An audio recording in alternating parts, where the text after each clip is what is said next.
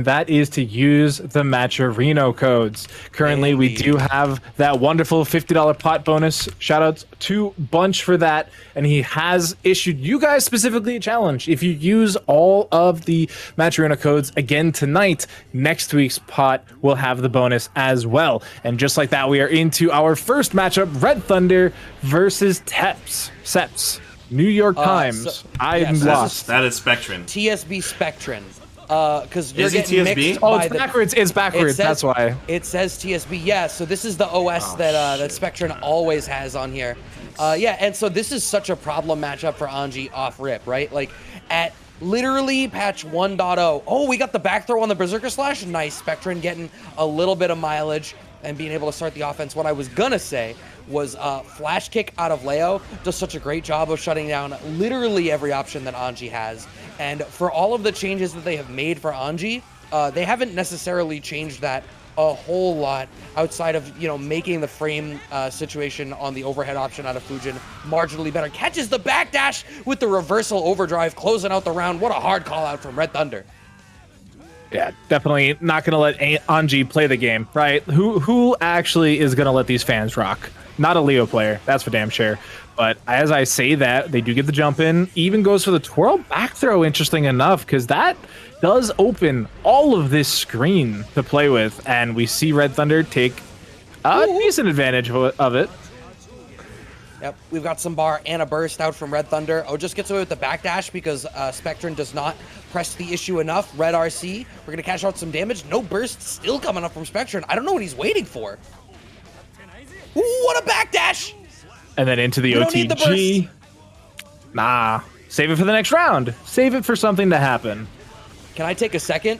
Big Blast Sonic is hitting right now. I absolutely needed this track to get me hyped for some Guilty Gear right now. 2A mashes coming out of Spectryn. Oh. The overhead clips at the very end. Shimmies, what are you reaching for? Flash kick comes off from RedThunder. Yep. Goes for the cross slash as well, but still gonna get backdashed on. And that has been a huge problem right now for RedThunder. They get the headbutt in though.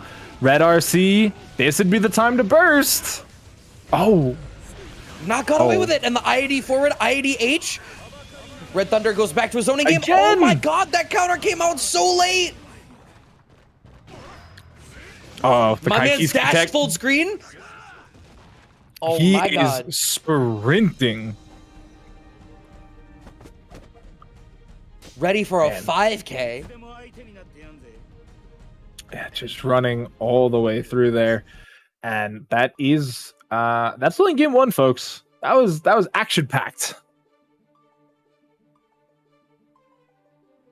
You know what's crazy? Why does this spectator not work like DNF?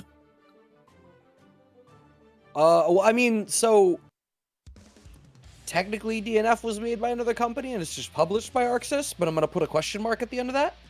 Yeah, I mean it was developed by Aiding, and published by ArcSys. But who actually developed Guilty Gear Strive then? I would think ArcSys the whole way through. I googled it, so I'll tell you in a second. Go consult the internet. Micro dash forward into throw, and now RedThunder gets to run an offense game. This is stronger than we had seen so far out of them. Although, as I say that, I believe they ended up taking the first round of game one. Oh, dash forward, throw gets teched. We're back to neutral. IAD forward H. Still no burst out of Spectryn. Man is fearless. It's actually unbound. They do not have that button on whatever input device they are so choosing to use tonight. 6P, not going to connect, but look at that counter hit, immediately forcing the burst out of RedThunder. Oh, but they get the jump D. And according to Wikipedia, it was in fact developed by Arc System Works and then published by Arc System Works. So, cool. Would you look at that? They took ownership of their own IP, staying in the back turn stance out of RedThunder. Back turn slash connects. We get the OTG with this fireball. Gonna get the wall break. Spectryn on the back foot. Man, I wish we got to actually see that projectile when it comes flying through more. But a nice little startup here. Gets grabbed out of the PRC. And there's the burst.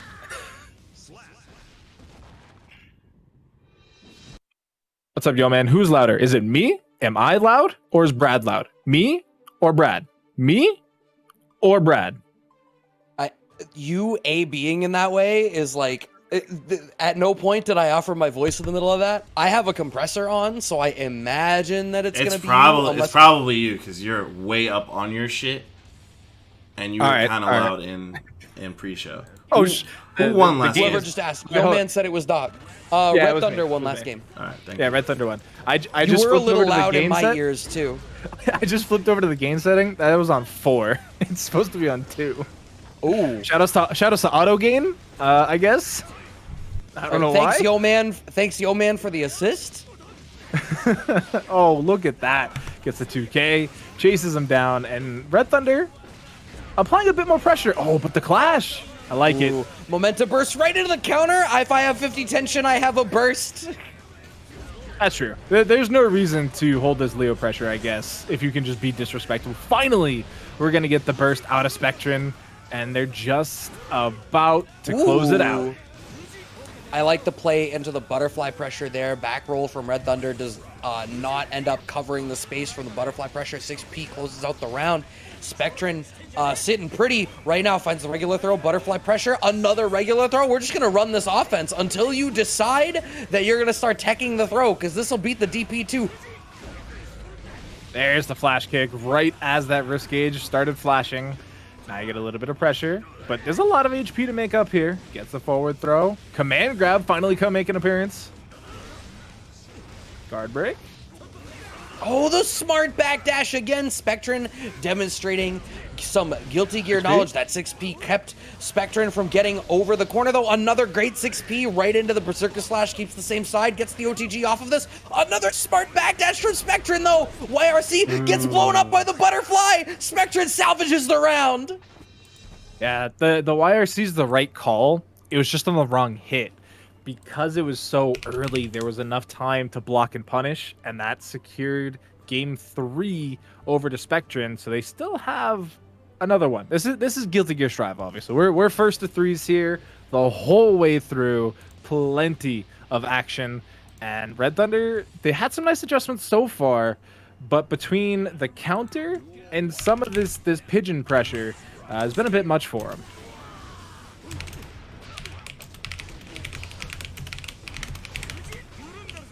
All right, Spectryn hits. Trying to start the offense, gets clipped out. I don't care what anybody said. Leo got some nerfs on the 2D. It's still a good button. Oh yeah, it's crazy good.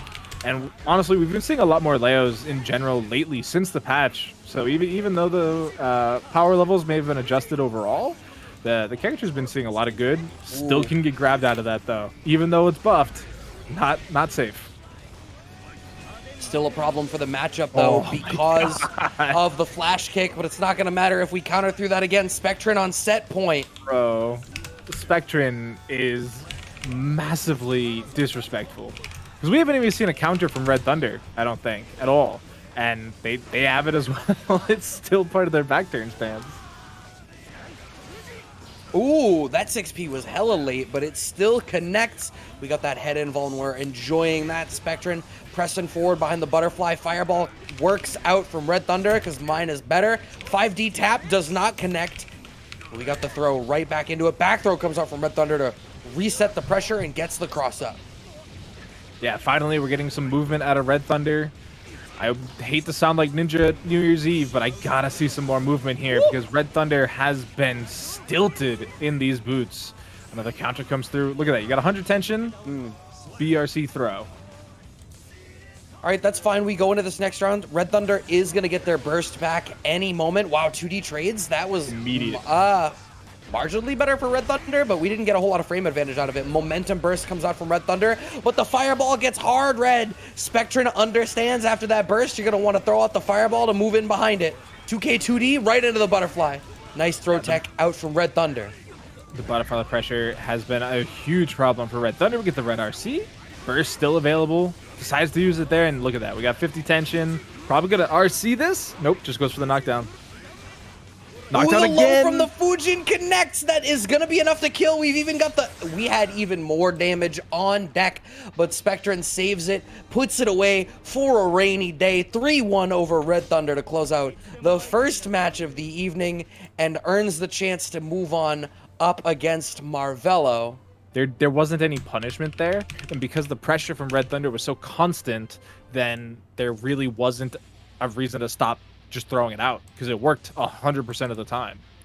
Yeah, that's a really good point. None of those counters whiffed, and so that's all like the return on investment for that 50 tension is absolutely crazy for Spectryn. But here we are jumping in straight into the next matchup. There's one thing I know about Guilty Gear Strive. It is that the hits keep on coming. We are not going to slow down at all. Tiempogris on the P2 side with Happy Chaos. JeremiahWW on the Baiken. That's so not what it says, but that's awesome. And then he took a sip of his whiskey. Yo, this guy is... Nah, son, we're not letting you have that. Deus Ex Machina through the wall. Oh, boy. Yo, we're having a fun Thursday. Tiempogris, playing for the burst bait. It's not going to come out. No curse applied. So look at this reticle aiming like me playing Apex, but we're still going to connect at that point. Closing out the first round. Tiempogris, an extremely strong Happy Chaos player, so I would expect them to know this matchup quite heavily.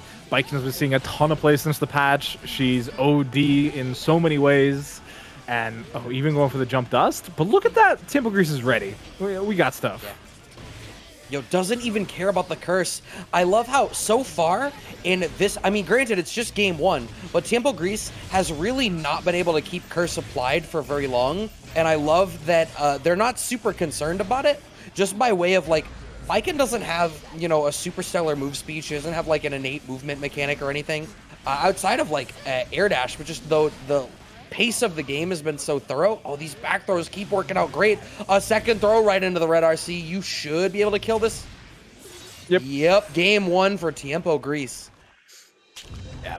And I mean, you're right that Jeremiah doesn't have a lot of movement specialties just because they're working with the game mechanics.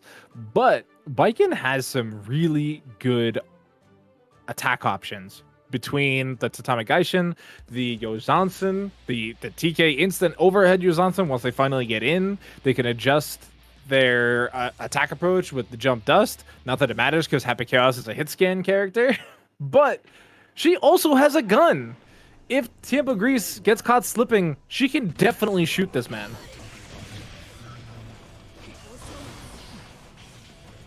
Look, there's the reason Happy Chaos is the real that man, right? Like, my man is strapped, but you are dealing with this offense right now. Oh, gets away with the stagger off the S Tatami. Keeps getting away with it.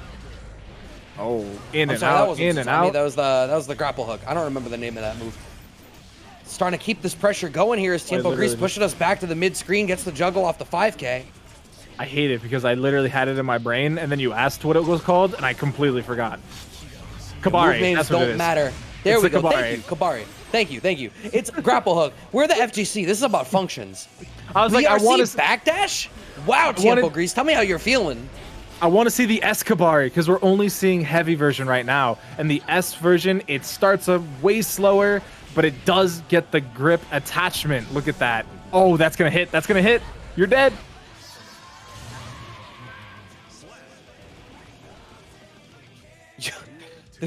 There's something super anticlimactic about the grapple hook just suddenly pulling him back to her after she slashes him within an inch of his life.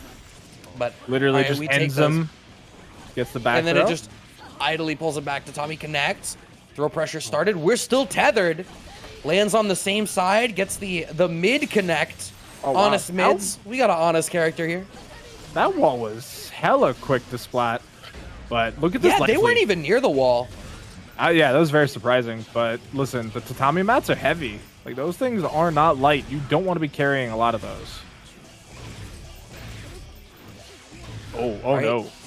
Yeah, I like that Tiempogris is opening up the zoning game, but there's only so many bullets left. Gonna need to get for a hefty reload or a Deus Ex.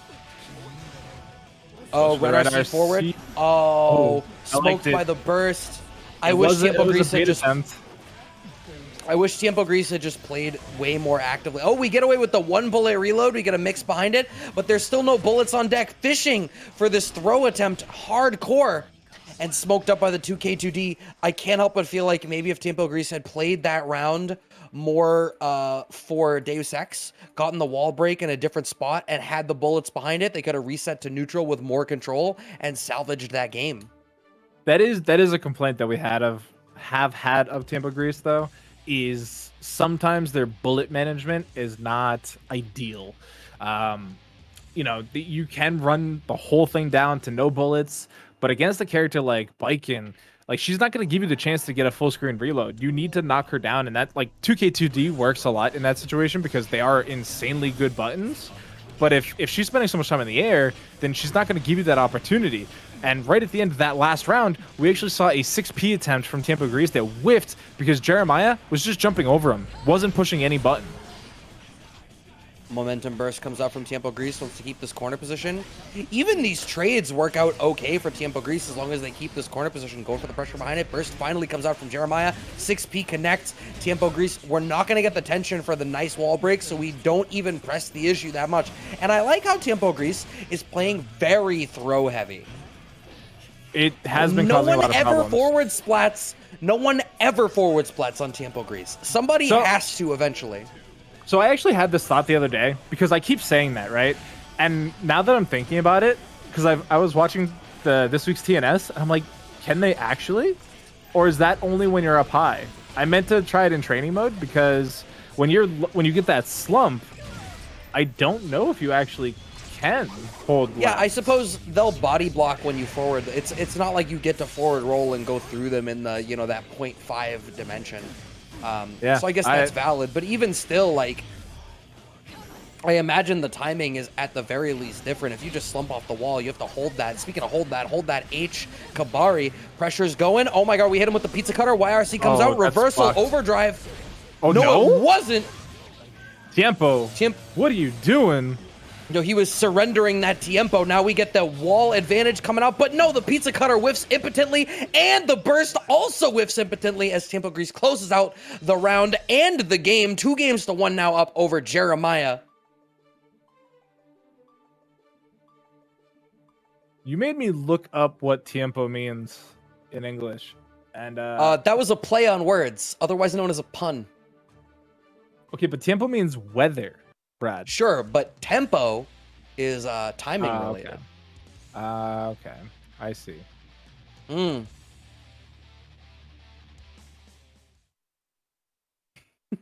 You actually looked that up? I said that, and you wholesale hit Control-T and Googled, what does tiempo mean? Yeah, I just typed it in, and I only typed in tiempo, and then it gave me the weather forecast, and I was like, huh, okay. So what Speaking does of mean? Forecasting, we are going to get this wall splat, gets the Rasengan through the wall. That's the word I was looking for. Oh, the Kabari hits the clone, which means you eat a lot of damage. Regular throw. Tiempogris is so willing for this throw game, but he is at the ready stance, which means he is ready to hold that L. That round is going right on the board for Jeremiah. Great round start coming out from Jeremiah. Gold burst? Okay. Oh, that was so crazy, the spacing. That the Tommy mat was in front of the 6P, so we got Tiempo headbanging into the mat. 2K, 2D, full combo. H. Kabari for the damage. Oh, Tiempo is also time. Wow, so my pun worked. Look at that. It works in 2 languages, or I guess 2 pronunciations. Yeah. Listen, I just listened to the Google machine. I'm not here for being bilingual. But back to the other side of the court we go. Both players getting a wall ride of their own. Oh my god. That was a call out. Yeah, well, the call was wrong. Wow! Jeremiah just sprinted, walked 500 miles, walked 500 more, and then got the throw to close out that round. 2 games apiece. There's I'm trying to think of what Chaos actually has a lot of good options if your opponent literally just runs at you, right? Like we obviously talked about the 2D, the 2K 2D combo. 2S is great, 5S is great. The 6S Haymaker obliterates health bars. Right, But Tiempogris literally made the active decision to be like, no, no, no, I'm gonna wait and see what happens. and it turns out you get thrown. Who knew? Jeremiah knew. Speaking of Jeremiah knew, he knows he's gonna get shot in the grill. Does it again, does it again, does it again. And look at the clone. Just kind of hang out. Doesn't get the gold. Wow. Tiempo with the amazing air throw. Yeah, that was kind of crazy. I didn't anticipate the air throw to connect at that range. Wow. Jeremiah bravely hitting some buttons on the back foot, though. Gets the side switch, wants to press the issue, push Tiempogris back to the corner, but smoked by the anti-air gunshot. Throw does not connect, but it's fine. The back throw PRC, or the back, the back drift PRC, I'm sorry, earns them a little bit of room, and then just back to this zoning game, which it seems like is the adjustment that Tiempogris is making. Let's just play some zoning. Early JPs. Oh, wow. Yeah, the JPs for yet another round. It's been a very consistent start from Jeremiah, because they just want to close that gap, right? Like they don't seem to want to be on the ground so much, and for good reason, right? Because they gotta walk and block their way through all this hail of bullets, and they signed up to play Guilty Gear, not a bullet hell, but they didn't get their wish tonight. Happy Chaos is in the game. You can play a bullet hell. The problem is, like you said, it's hit scan. It's not like you get to dodge the bullets. There's no flipping red and blue. You're just gonna hold that. 2K trying to keep this offense going. I think we missed a pizza cutter. It didn't connect, and Tiempogris off that PRC gets a little bit of momentum behind this. So much corner carry. Happy Chaos actually just pulls you from corner to corner effortlessly. Tasami connects. We get the combo follow-up from Jeremiah. Oh, the mash. A barre coming out from Tiempo. Oh, that Oh my god, works. the blunderbuss. Listen, Baiken looked at Tiempo and said, oh, that's cute, but mine's bigger. And just ended him. And look at this. We got some tatamis. We're in the corner. Oh, the throw whiff going to be great for Tiempo. Look at that. 2D, but still no punish. All right. Tiempogris has the life lead, trying to sit on this. Actually, no, I'm sorry. You don't have the life lead. You just have the positional advantage because the curse is applied. We're trying to play the zoning game. Jeremiah trying to inch forward, earning a fair bit of space. And just like that, we're in range 0. Pulling him in. So much respect after the H. Kabari. Oh, but the Gold burst comes out from no. Tiempogris. The blunderbuss again. Have to PRC to save it. But even then, you get good frame advantage for Baiken. So she was able to advance quite nicely afterwards. But we had to get another PRC out of Tiempo just to stay safe. Oh, there's no burst available, but you can only set up the tatami into the instant TKO Zansen. Street. What the Dominican spot? Yeah. Yeah. That was delicious. Yeah. Wow. Oh, we got Beesu. That was Beesu delicious. All right. That was a delicious accident. You better get hyped for Beesu. There is no accidents in this matchup. This was on purpose. Chat. Who's it gonna be? Beesu with the Kai or Kaz with the Nagoriyuki? Beesu immediately backs off, wants the H Fireball, gets the H Fireball again after a weird interaction off the Stun Dipper. 2H starter from Kaz, and the burst gets baited. That is worst case scenario, my guy. You saved a little bit of life, but what did it cost? And now you gotta hold this pressure in the corner as Nagoriyuki is unstoppable. Just gonna keep cracking your dome, sending you through the wall. And what were you supposed to do? There was nothing you could do. Yeah, I think the answer there was you lose. Gets the 6H starter. Kaz maybe a little bit hungry with the command grab. We saw the command grab at really low levels there. Is Ride the Lightning going to beat the burst? No, it loses out to the burst. I'm sorry. First king of what country? 6P connects from Beesu, though. We're still fine. Gets the link off the 5K. Gonna go through the wall, but Nagoriyuki is a beefy man. Gonna be able to hold on to a little bit longer. Tap Dust comes through, but the PRC is enough to cover the distance. All right, What's Beyblade starter. Yo, that is so much damage off Beyblade just into 6H. That's just 2 limbs. True, but I guess he needs it, according to Maverick. So, Shock State successful. Gonna get the run up forward throw. Meteors with the projectile, And now, what is the mix? It's just buttons into Ride the Lightning. Here we go.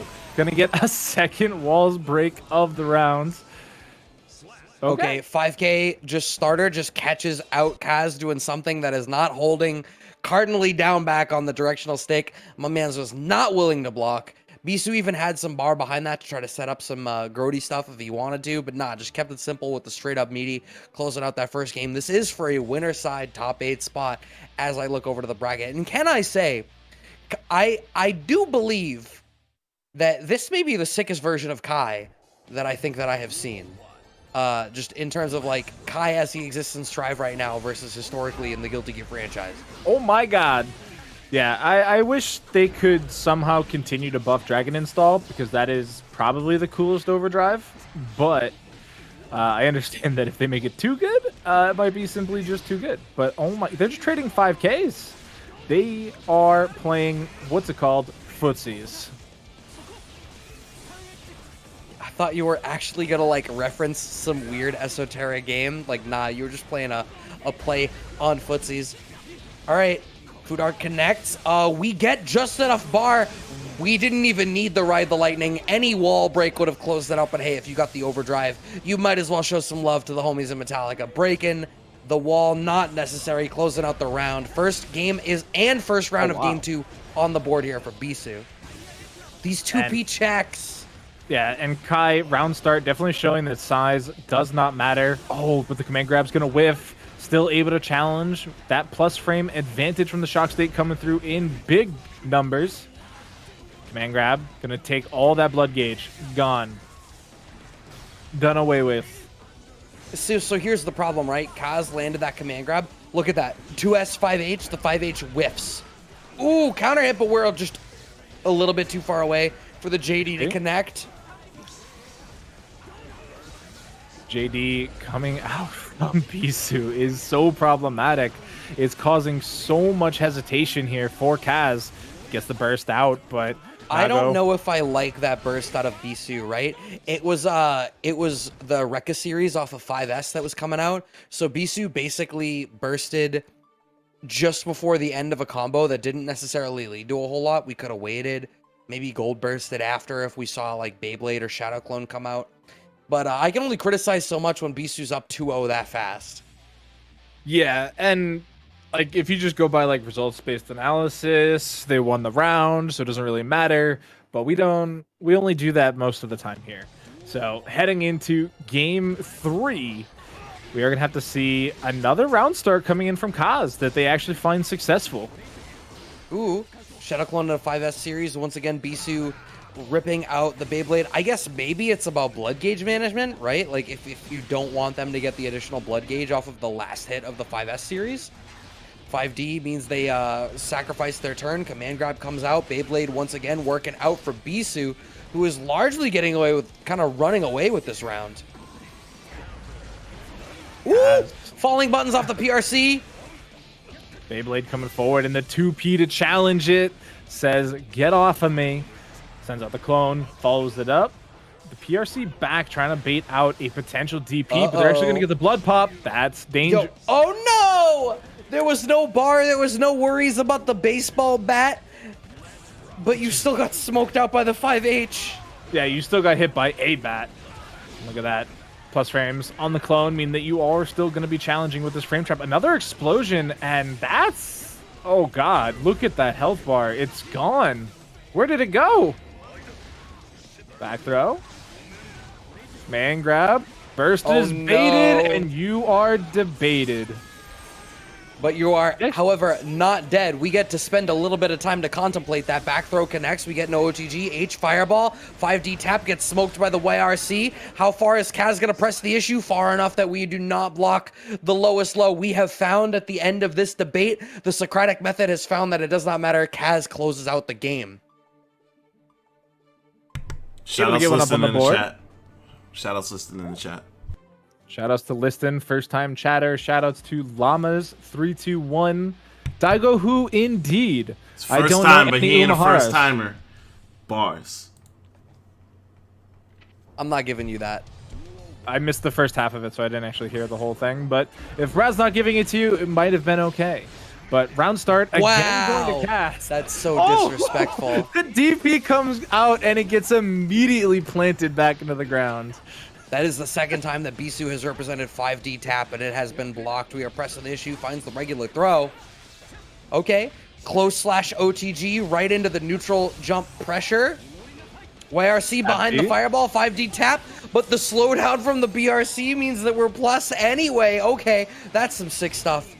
Oh, the air-to-air coming through. Command grab attempt is going to be whiffed out on, but the BRC made it so that the block was able to come through.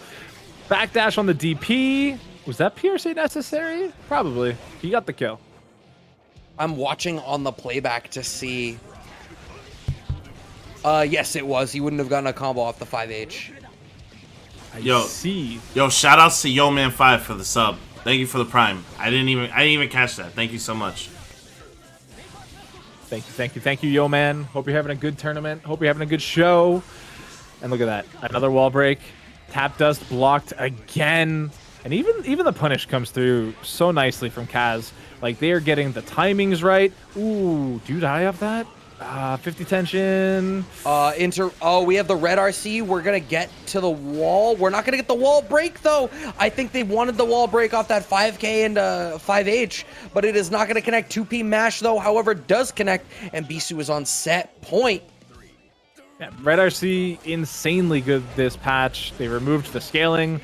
Close slash comes out. The clone beats the projectile. Oh man, that's what you get for charging it, I guess. Neither one of these players has any interest in blocking. There is only one direction in this set, and that direction is in. 2P through the 5D. I do not care about your overhead threat, my guy. YRC comes out from Kaz. Wants to press the issue. We've got some bar on deck from Beesu. Is a YRC going to come out? Absolutely not. No, you need that for offense, Brad. We didn't pay all this money to block. The Eclair misses, and it is going to go Kaz's way, taking it to a game 5. Bullied by a solo bad guy? That's fine. He's a bounty hunter. He bullies people for a living. Look at Dog. As I look down, okay. Oh, wow. You're actually waiting for the loser of Jeremiah and A3R.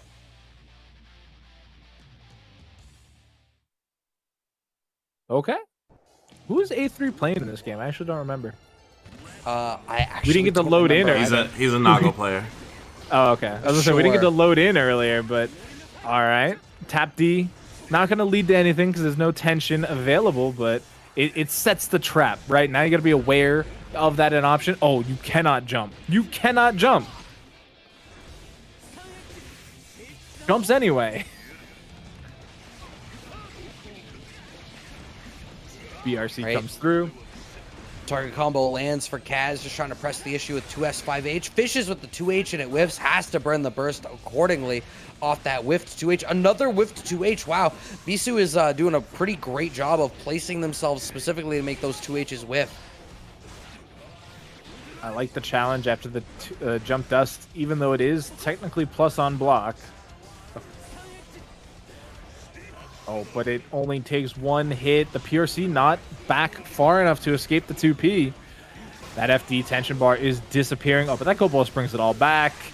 Oh no, you're actually dead. Even this bar, this is so extraneous. Damn, Beesu, tell me how you feeling. His life was depleting, and you were like, let me spend that just extra little bit of bar. I know you have 1 HP left, but what if you had negative a billion? Listen, you don't get to take it with you. No reason to save it. No reason to hold on to it. That pickup from Kaz was actually OD. Close slash into autocorrect 2H. Follow up. Oh my god, tried to go for the sneaky stuff into the PRC from Beesu. We are still... Oh, is he going to get the wall break? No, the mask actually blows up the wall break. When is the burst going to come out from Kaz? Gold burst does connect. PRC, but he ghosts into the projectile. PRC's forward one more time, just applying all this pressure, gets a close slash and closes it out, staying alive for the final round. That round was so absolutely ridiculous. If you have not followed after watching that round, please do, because what the hell is wrong with you? Last round here to determine who moves in to the winner side of top 8 opposite Lamas 1, 2, 3. Goes for the DP, no follow-up, so the 2P connects out of Beesu. Look at the blood, though. Red RC, insta-pop. That is not the timing Kaz wanted in the slightest. Trying to use those advanced buff normals to get anything, but it's not going to happen. Projectile, RC.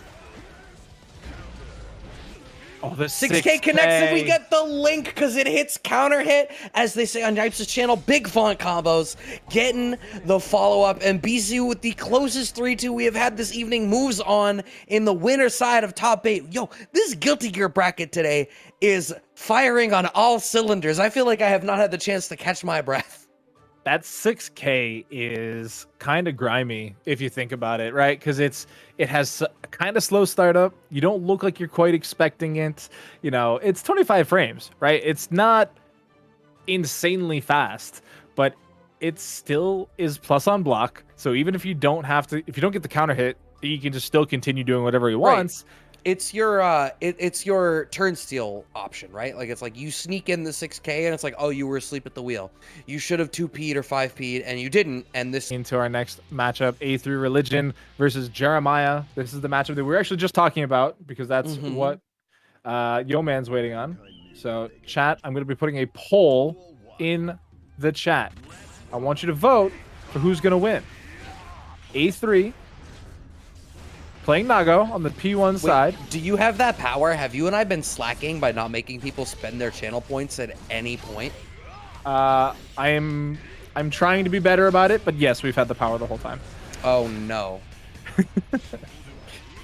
I don't like realizing that I've messed up, just like A3R messed up with that whiffed 2H. It seems not necessarily comfortable with the red S, but that's fine.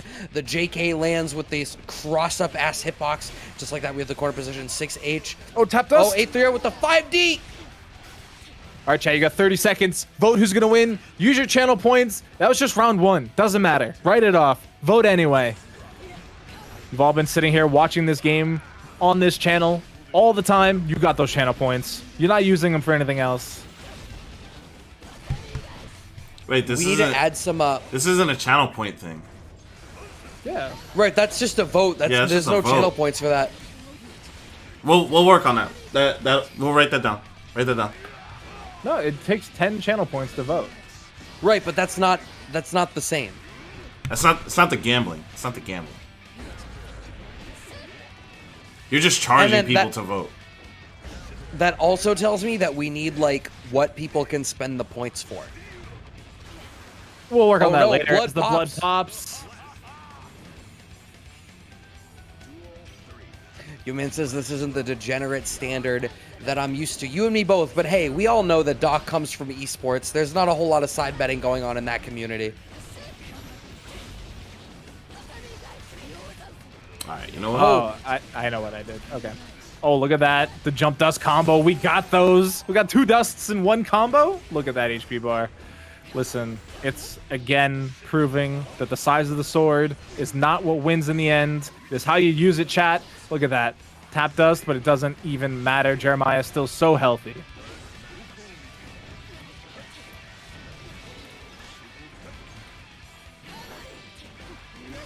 Oh, gets away with the JK, but we get the burst coming out of Jeremiah. Still smoke, 2K, 2D into the 6H. We've got a little bit of life. Blue RC, reversal overdrive comes out from Jeremiah. That's going to smoke A3R.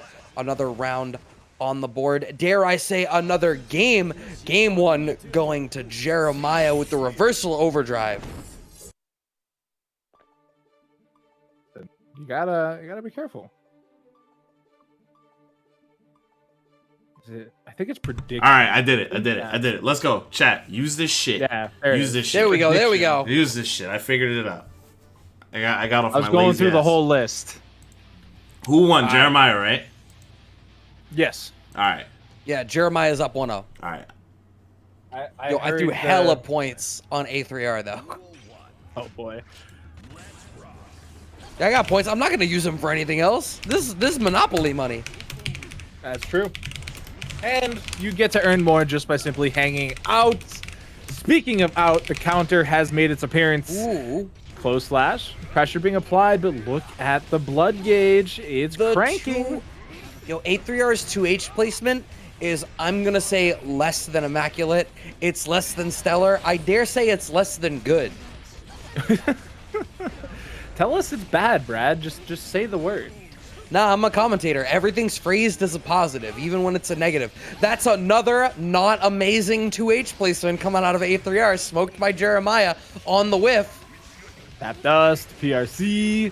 This is gonna hurt. Oh, doesn't get the Beyblade to connect. Oh, but we just a mashing.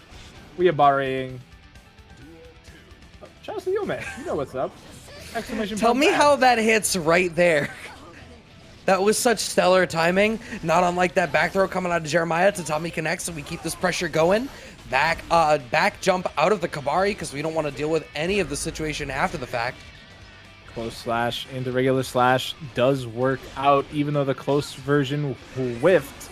But look at that. We're still hitting low. Jeremiah, you gotta watch the toes. You're in sandals, my guy. Like, those toes are free. Oh no! A3R's blood management is also not amazing. Gold burst comes out and we get the mask comes back on. YRC comes out while Jeremiah is in the air. Yo, we're finishing the DP into the forward drift from the red RC. 2K connects. I see the hatred in the chat. It's fine. You don't hate me. You actually hate that the matchup is going the way that it is. 1-1. Y'all want to see a blowout because Guilty Gear is absolutely explosive. Yeah, I mean, you had plenty of tension. Why are you getting hit? Why aren't you FDing? Why are you just letting A3 do that to you? Mankind. Duel 1. Game 3, starting off strong with a close slash counter hit. Oh boy. Keeping the pressure in the corner, gets the command grab to drain the blood. And look at this. Just pressure, pressure. We're just mashing. The blood gauge never even fully went away. Oh, air Kabari. Oh my god, what a bad burst from A3R. I understand a momentum burst, but like, come on. You had such a healthy life lead there. There was absolutely no reason for that. Jeremiah does get smoked out with the nice XP placement from A3R, but Jeremiah is actually going to get their burst back this round unless A3R like 2-touches them. I mean, even on a 2-touch, I feel like it would be kind of close, but starting a nice strong combo there. Oh, went too high with the Kabari, but was able to fall down with another button. Nice to see that. First maximized. Oh, I just moved something.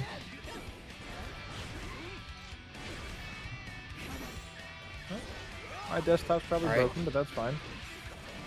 You're fine. Who needs desktops? We use CLIs in this house. That's how big brain we are. Jeremiah has a very slight life lead. Maybe that's still true after that 2K2D. Second hit, Tatami connects. Anti-air into the follow-up. Jeremiah claims the round.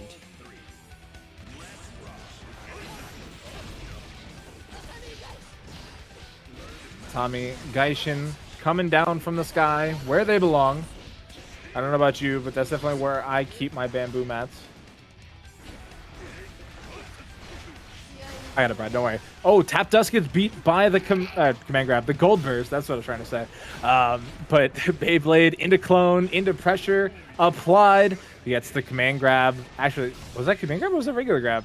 The animation was wonky there because the PRC came out so early. All right, game on the board for A3R. 2-1 wants to save my channel points. I don't know what I'll get for them, but I'm banking them for a rainy day. It's okay. One day we'll just completely plagiarize Will It Kill, and we'll be able to use points for that. We'll call it Will They Survive? I got you, chat. Will he draw breath? Do they survive through this combo? Does this combo do enough damage to reduce their opponent's health bar to 0? I like this. I like this idea. Does this person cease to perspirate? Perspirate? Why are you sweating, Brad? It's just a video game. Yo, because it's stressful. Another 2H whiff. That's why I'm perspirating. A3R keeps whiffing these 2Hs. Yo, shout out Grumman. Shout out to Grumman. I actually know who that is, too. I actually know who that is. That's one of my local. That's one of my D&D guys. Let's go! Shout out Dungeons and Dragons. I'm definitely more of a dragon guy, but that's fine. But look at the pressure. We dragging this out as we get the combo. Can they Damn finish it! it out? I was gonna make the same joke. The pizza cutter connects on the IAD. Another round on the board for Jeremiah. We are having too much fun tonight. Yo, it's a good night. It's a good great night. It's a great fucking night. Pressure being applied. Bunch owes the swear jar money. It's okay. Shut the fuck. There's that 2S. Oh god, the Kabari coming in hot. 5K. Damn. 5D, no combo after. 5H connects, though. A3R needs this real bad. 2P, 2K, these staggers are working out wonderfully. JS does connect. Can you send him an IRL? All right, Glenn, come on. I actually got a clip for you that you can play on your phone. Oh, damn it. Yeah, shoutouts to I'm Brad. actually going to hear this the next time we play D&D. Shoutouts to D&D as we are D&Ding these combos. Wait. That doesn't make even the slightest bit of sense. Jeremiah in the driver's seat. Another pizza cutter overhead connects. Do we have the damage for it? Yes, we do with the JD. Closes up the round. We're going to a game 5.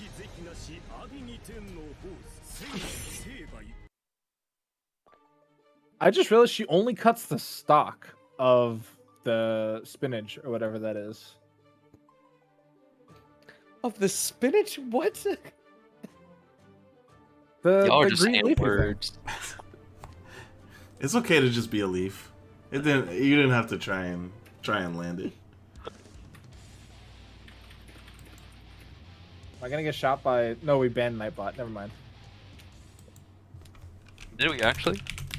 Yeah, Nightbot We got actually smoked. Smoked. Nightbot was too aggressive. Damn. If you go to pin something in Discord, it says, "Oh yeah, pin it." That's suggestive.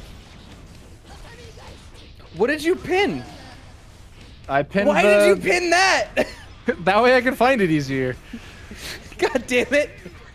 2S with Omega recovery, but we whiffing it anyway. Does not matter. But look at this. Baiken trying to get a combo here. Has the 50 tension. Oh, I love it. They went with the S Kabari. Yes! Finally.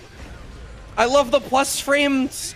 I love the plus frame Kabari. We don't see enough of it. Everyone's like, "Oh, it's interruptible." The backdash? Yeah, maybe not in game 5. Listen, if you're not expecting it, you now got to hold this tension rod. But oh, did that trade? Oh. What was that?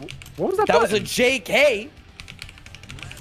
And we are on set point for A3R. Yes, give me my channel points. That's what I want to see. Jeremiah, shoot this man. Do not get him up. 2S finally sending him far screen. Yo, look Oh, at that. You know interrupts. how I know A3R is gonna win? 2H connects and gets the block. Oh, we Oh. got trade combos into 5S auto combos. Okay, how are we gonna break the wall? Oh, we don't want to break I the love wall. We it. want the I corner love it. position. Oh, and then Actually you got the dead. overdrive. Yeah, you're exploded. Just a Brad Yes. M fan. I know you're a liar. No one's a Yo, Brad M fan. no. Let's keep it a stack. Y'all are so.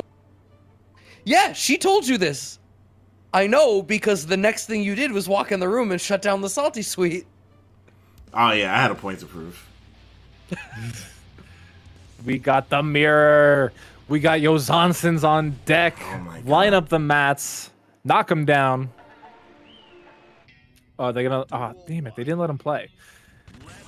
There should be a special intro where they have like a crazy type of thing because they both get the special intros. Yo man in the driver's seat playing the aggressor. Wants to keep that corner position. JH works out for Jeremiah. We get the party starter. Tatami connects. Yeah, wait. We got Yeoman P1, the black hair. Jeremiah P2 with the reddish pink, depending on shadows. PRC. You could doesn't get the just say burst, though. default. That's default. Right, that's the default color. Okay. I was trying to be a little descriptive. Hell.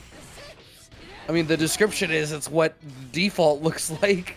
Okay, but if you don't know that's default, default doesn't mean anything to you.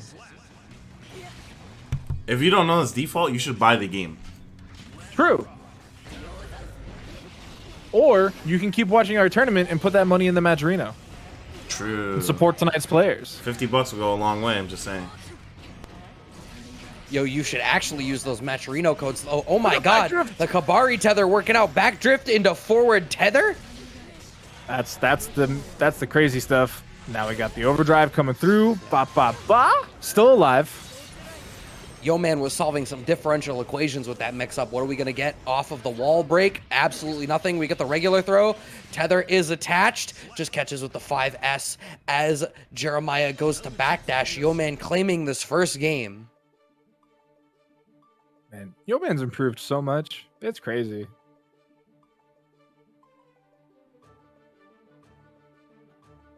Honestly, the tricky back float stuff that Yo Man does in the corner is insane.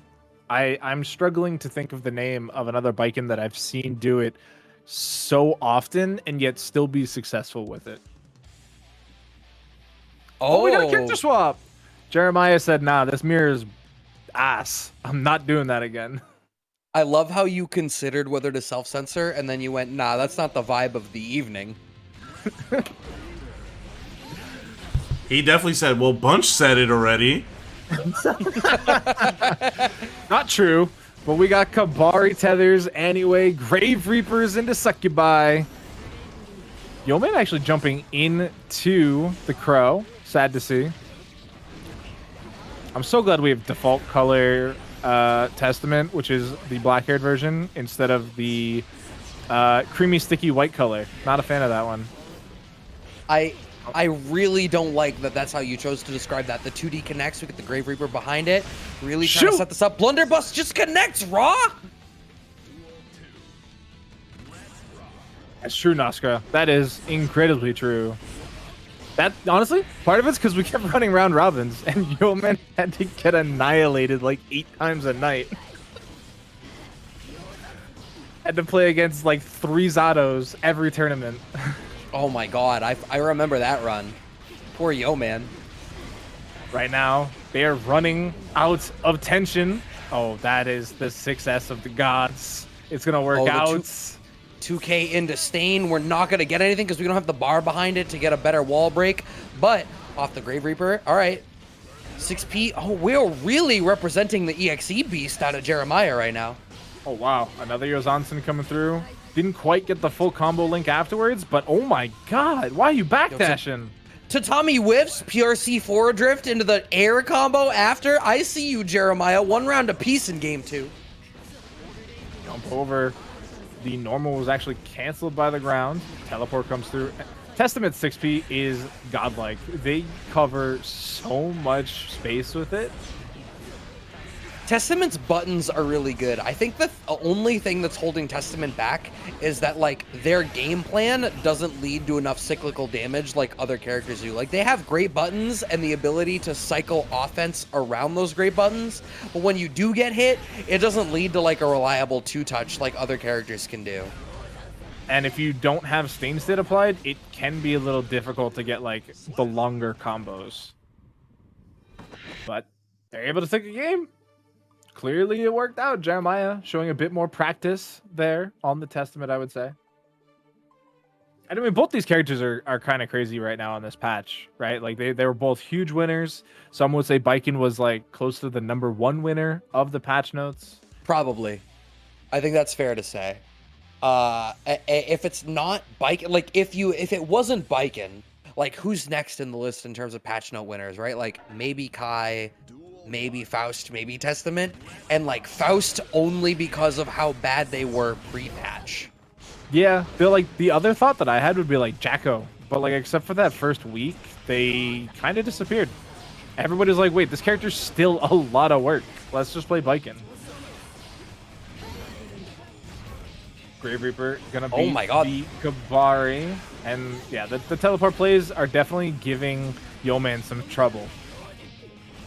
Instant overhead. Oh, wow. Yeah, that's definitely the time that you want to be doing that. Oh, a little late on the RC, but we got the trade at the end. All right. Yo Man back in the lead. Yo, Johnson. Oh, wow. Oh, wow. Oh, wow. Oh, wow. That's a lot of damage. Into the wall break? Oh, my God. If that works. That It is was gonna work, so and we're smart gonna from get Yo Man. the wall break, the best Oki situation. Just dash up into throw. We don't have much off of it, but we do get the tether. There is something to be said that just getting throw for Baiken might be more valuable than any other character in the cast. But calling out the duet. Oh my God, landed on it. Yeah, that is a very long overdrive, by the way. Arbiter sign coming out. The counter at that distance only causes break, but we got slides.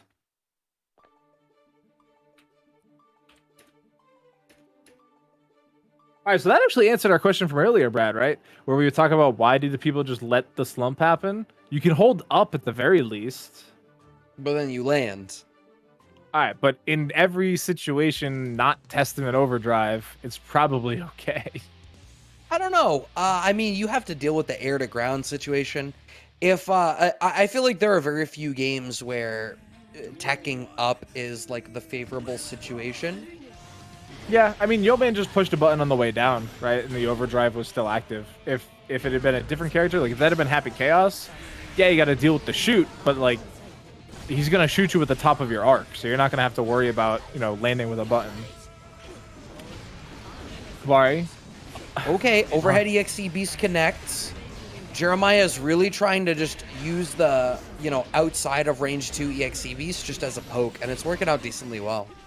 Yeah, I mean, Arbiter Sign on paper doesn't look amazing, but it catches everybody when you get to use it. Oh no. I like that. Wow, under. that 2K2D hits so far away. Trying to press the issue, Succubus off the table. Goes for the 5D tick, but Yo Man was just waiting for the opportunity to 2K2D. We're going to be able to close this out. No, we're not. I spoke mistruths. Gold Burst comes out from Yo Man. I actually do not like that Gold Burst coming out from Yo Man. It's a bit brutal, but I mean, Jeremiah doesn't have one either for a little bit. So it's not the end of the world. And in a situation where you lose this round, you'll have it next time. And if you keep this pace up, you can actually get Jeremiah's burst a second time this round. And then heading into potential final round, you might have the advantage. But Grave Reaper gonna mistime the Arbiter sign. Bop, bop, bop. Oh, counter hit. Ooh, 2K into Stain. We get the Succubus for the wall break. We're gonna get the Oki. We're not gonna have a whole lot of bar to do very much behind it. Oh, that's true, yeah. So we get an awful lot of that. The throw connects. Yo Man's is still on set point, but Jeremiah about to bring this to a game 5 asset round start. Yo Man's is looking hungry. Yeah, and Jeremiah also still able to hold on to the burst is probably an even bigger win than the round in a way. We have not seen the counter represented out of any Baiken so far this evening, and it finally comes out there. 5P air counter hit connects. Oh, and look at that. That's Stain State forcing the burst out as soon as they land. Counter hit comes through. Oh, he gets caught by the crow. Got to block forever. The YRC is a good start, but those buttons are not long enough.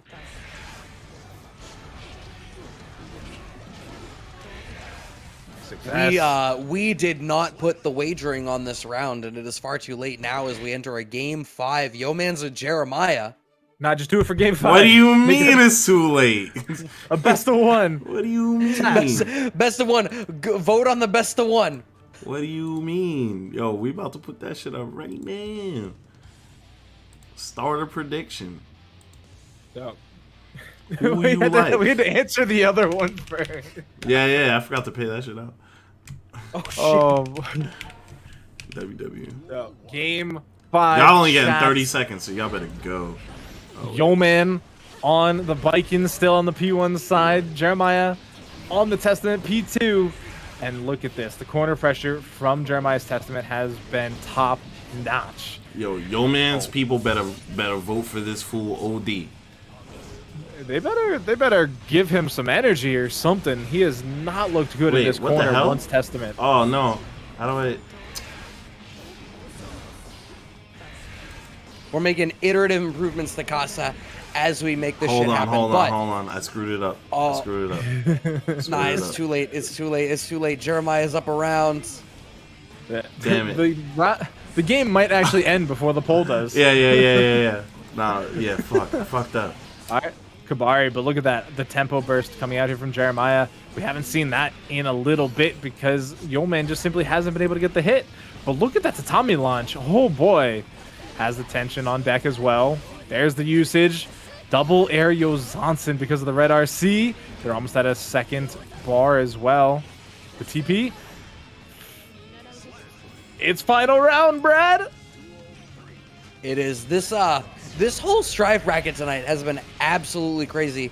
5S connects, we get the Crow after a nice, decent life lead off rip for Jeremiah, but Jesus, what a slugfest this set has been. Jeremiah threw that one game away on the Baiken mirror and then was like, nah, we're going to bring this to game 5 on the Testament. Gets the combo off of the Stain, but no, actually drops the 5K follow-up after. Oh, that is not going to do it just yet. Positive bonus now here for Jeremiah. But the Grave Reaper's out. The bird actually connects. Oh, the Crow is so deadly. And look at that. The close slash connects. Blunderbuss whiffs, but the 2D connects. And the 5T, but they just Oh my god. didn't believe. And it finally comes down to the 2S. And please don't make us direct the violence at you. Please use those Matcherino codes. I know as I double check because I actually do need to look at it. How many codes are left? Only 21 left. Hey, 21. There's 34 viewers. Some of y'all can absolutely use those codes. If we get through all 50, then the $50 that was put in this week is going to be carried forward into next week. You got an entire top 8 to get through the rest of these. Please tell your friends, use those codes. Marvelo versus A3R at the top of this top 8 out of Casa's Guilty Gear Strive. They are Honestly, absolutely fighting. At this point, I think Marvelo is my favorite to win. Oh, really? Wow. What gave you that idea? What? Shut up, Bunch. Fucking top seed, bro. I didn't know that. How was I supposed to know that? I mean, By are you reading not the an- bracket, but are you we not all an know that analyst? Doc doesn't. That's not. Are you what not I an do. analyst? Doc has no idea how to read a bracket. That shit might as well be a sideways rhombus to him. My Marvelo God. closing out this first round. Hieroglyphics. Shout outs to Rip Cardo putting $5 into the Matrino, by the way. Like, thank you so much for your contribution. Jesus. A3R Jesus. keeps misusing his H buttons. 2S into 5H when he's not in the right blood range for it to happen. 2S is whiffing. No, Brad. Definitely send that Venmo. Run it. I am not giving Ryan money to fucking put a free quarter into this pot. Yeah, but if you give him $5, then he can put $5 in. Like, it's simple math, Brad. How is that different than me putting $5 in? What is this? First of all, As we get Brad, the red RC. language. Yeah, my bad. Secondly, Brad literally goes, "Oh, whoa, no, my bad. I didn't mean to. I'm sorry."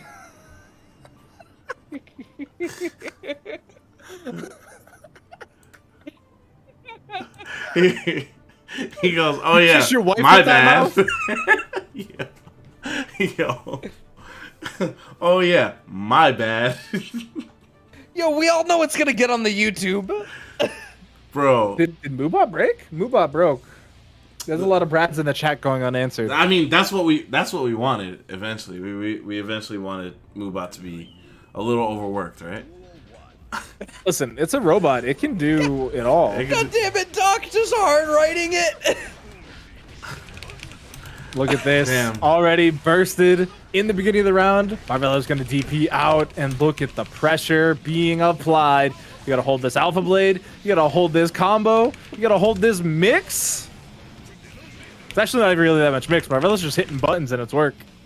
Yo, I feel more mixed than A3R right now. 5H finally connecting. A3R managed to make it to level 2 blood for, you know, a brief window into this set right now. Red RC, though, Marvelo closes out another round on the board. DP finish for the flare. Yeah, Marvelo, definitely one of the better chip players in the country, and that was the latest burst. A3 Check your Ethernet cord, my guy. That was 30 frames of input lag.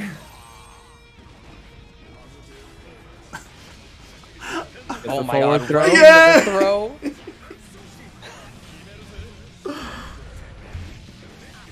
Just gonna keep the pressure going. The fast RC. Yo, right into the wall break. Marvelo out here speed running with the perfect for a game 2. Damn, this is the fastest set of the night. Bro, we're not even talking about this match. Yo, Bunch barely has time to fix Nightbot. It's Mobot. We shot Nightbot. Yeah. Nightbot no longer welcome in the Casa household. Nightbot can hear did us, he- but he's not. He can't talk. Yo, Nightbot calls the cops? Oh shit. Nightbot dead, sir. Marvelo quickly up 2-0 over A3 at the moment, and they finally gonna get the jab in. Nice challenge on the dash though, not letting Marvelo just free reign their way through, but that grab, honestly, still one of the best defensive options in the game, chat. 2-frame startup, Right.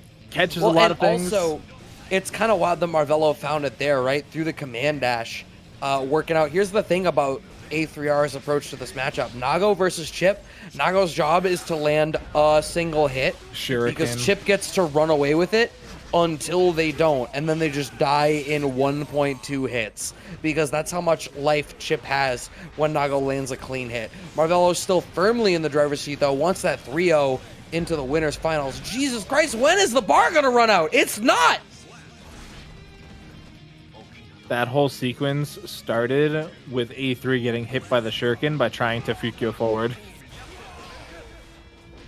The burst puts A3 in the corner, and Marvelo's just pushing. They're full on forgetting that this is actually a 2-player game. They punish the backdash attempts. They got positive bonus with the 50 tension already. 6P, all right, we got life. A3 making their way back over. Oh no. Here's been a big problem for A3R through this entire evening, and you're actually dead. It doesn't matter. There's been, what is that, like the 4th or 5th blood pop out of A3R through this evening so far. The blood management has just not been stellar. Yeah, I mean, because we had the whole conversation about how, like, this character, you know, people say it's, you know, a menace and a war crime and things like that, but, like, the tournament results just simply don't match up to, like, people's, like, envisioning of this character. And, like, we had this conversation last night about Swiftmaster even, who I would say is arguably worse for the game than Ramlethal. Oh, absolutely, absolutely. But, like, No debate. the tournament results don't necessarily share that same opinion. Well, I mean, if you look at some of the Rams, like SQ's definitely got some wins under her belt. Super Noon as well. Yeah. I know. I'm pretty Tempest plays Ram as well on the low. So Maybe on the low. They didn't play it at Evo, but yeah. either way, look at this combo. It's quite long. We're going to get the Sword Slam with the picked up sword as well. 50% gone from Beesu off of just one touch. PRC. Ooh. They're trying to do some tricky business. Yeah, there's been so much respect off of all of the plus frames out of Beesu. BRC forward manages to bait the way RC. We just barely get the punish, and we close out the round here. Does Beesu? Yep. Gonna be able to come through with that shock state. Plus frames galore. And look at that, we get the knockdown. Didn't set up for a projectile. Gets it that time off the throw. No burst means this is real. Right, and a full charge 5D. It's so rare that we see these. This is virtually a one-touch situation. Llamas just got the burst back. We did bait the burst, though, at the 11th hour. A perfect to close it out. Damn, Beesu, tell me how you feeling. They're a Kai player. They don't respect their opponent in the slightest. That's just, You don't have to. Listen. You have executive authority. Yeah, like, sure, you can pull out the executive order and just, you know, run at people, but, like, you know, somebody's still gonna complain. Be like, is this what my taxes are really going towards? If Running the and last few throwing years people? if the last like 6 years have taught me anything, it's that being mad at executive overreach doesn't mean anything's gonna happen accordingly. That's why we send bounty hunters in. But we get the nice round Damn. start here. Gets the forward throw to keep the pressure applied. Another one. Do it again. Throw him again. He's not going to expect it. He expected it. Whereas he comes out, resets back to neutral. But I'm Ramlethal. My 5S still connects at that range anyway. Oh. Wow. Yeah, definitely cannot be whiffing DPs against Ramlethal. Like, they will hurt you internally. Gets under the throw attempt and is able to punish accordingly. So that's the round going over to Llamas. Good stuff here in game 2. Oh. That first fireball, they were just too far away. Second fireball, just right. Gets the counter hit. Vapor Thrust comes out from Beesu, and the JS connects his counter hit. We do force the burst out of Llamas 1-2-3. Beesu's really fishing with this 2K after the dash forward, wants to find any party starter. Oh, actually followed through with the full Rekka, and they got the overhead attempt with the counter hit. Most people don't expect you to complete it because it's super negative. We just didn't block the end of the Rekka series, it looks like. That might have been Chipp, honestly.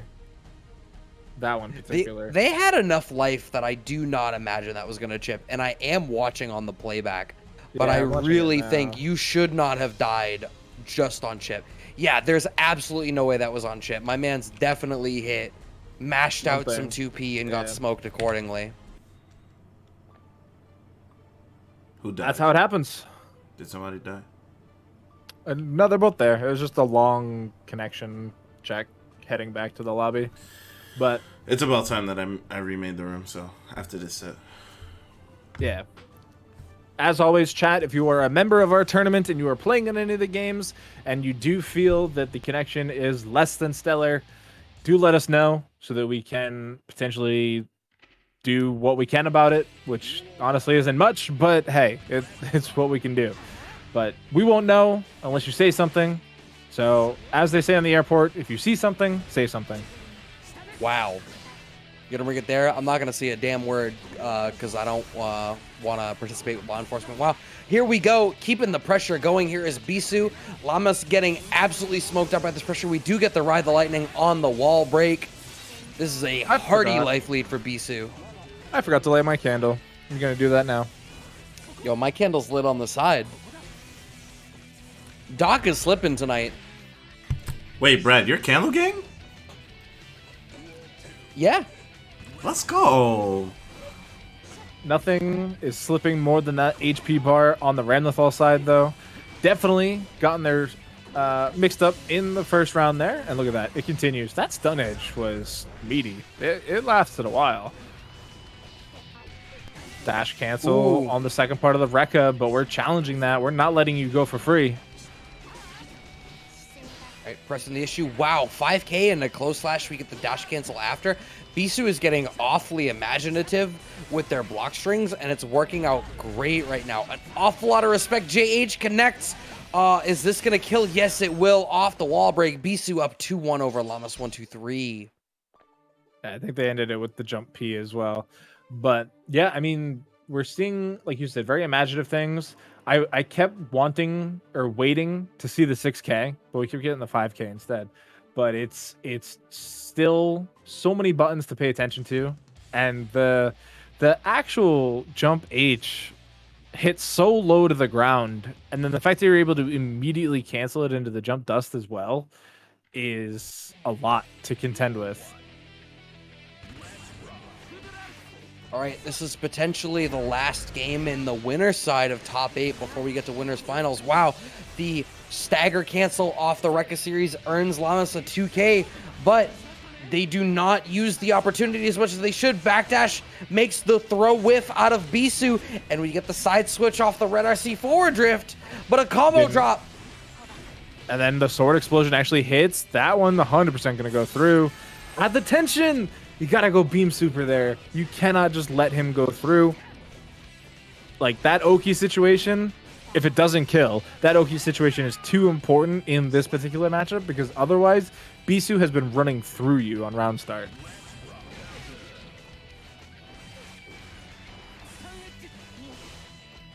Right, trying to press the issue. Oh, there's a dash forward coming out from Beesu, trying to make Lammas's air options whiff, but not necessarily ready for what to do when it ultimately happens. It's interesting, right? It's like a partially developed layer 2. See, you're gonna go for the Oki. It's too important. Especially with this one-touch game. Runs up, goes for the tap dust. Didn't quite get it, but now you do have to hold a little bit of pressure. Beesu, though, knows they have the HP to do it. All right, this is now set point for Beesu after taking that round. We're not going to have a burst from Lammas until a little bit, but if we 6P every IADH, it's not going to matter. Oh, Stun that's why you Dipper, go I don't low. care about your sword. That explosion only matters if I'm over there, but I'm over here. Different X positions, my guy. Fast The RC, 2P mash? yeah, Fast RC put him in an awkward situation, I feel, but we get the full Rekka. Tries to run forward, grab, but the 6P coverage is too good. Oh no, I actually think Beesu did not mean to side swap. It's fine though, we end Yeah. up with the corner. H, Fireball connects, blows up. Oh my god, layer 2 and layer 3. Baits the YRC and then baits the burst in quick succession to close out the set as Beesu earns the winner's final spot against Marvelo. What a quick 1-2 out of Beesu. Yeah, right. An event that was. Well, honestly, we consider it this? about every event this year.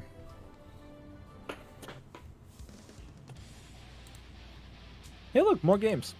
Jeremiah, Yeah. back to the Baiken, is trying to get the practice in, not gonna be over-reliant on the Testament that we saw just a few minutes ago against Yeoman, but they do have to go up against Giovanna here on the side of Mio, and that is a great starter for Mio.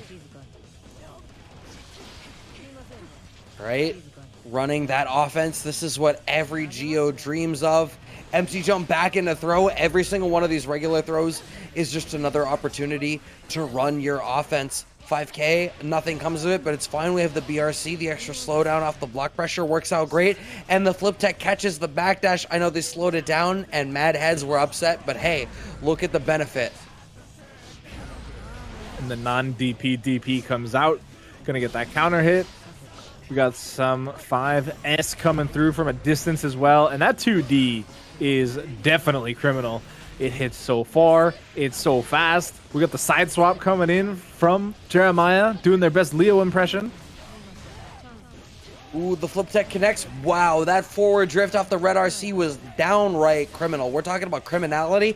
The fact that you got the quarter position out of that should be an actual felony. Far slash connects as an anti-air. We don't get a whole lot out of it, but Mio is just prioritizing the corner position. Jeremiah trying to press the issue, but the forward throw is going to connect, and we should be able to close out this first game here for Mio on the board. Very active on offense is Giovanna, which you've come to expect from all the other Giovanna players you've come to see. It's just how the character works, right? Constantly pressing buttons. You have so many options of plus frames. It's less than previous seasons overall, but the ones that are still there are better than they used to be. So you can get a lot of sick stuff going on there as the Giovanna player if you put in that work. And then obviously the flip tech, being able to drift it forward and back however you want, can really mix some people up.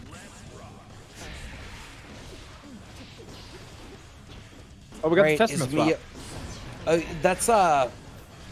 That's now the second time that we've seen that out of Jeremiah, but here's the thing is I don't necessarily know that it's going to solve the problem that was immediately presented with the Mio matchup on the Giovanna, which is that Mio did a stellar job of playing, range 2 into range 0 and just staying on top of Jeremiah and making it super difficult for Jeremiah to capitalize on any opportunity they may have had. Every single backdash has been smoked by a flip kick. Yep. And then that time just powers through with the drill through the Grave Reaper.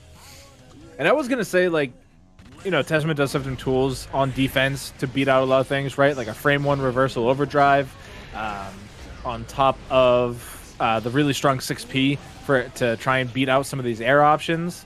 But Baiken also has a frame 1 reversal, both in overdrive and the counter.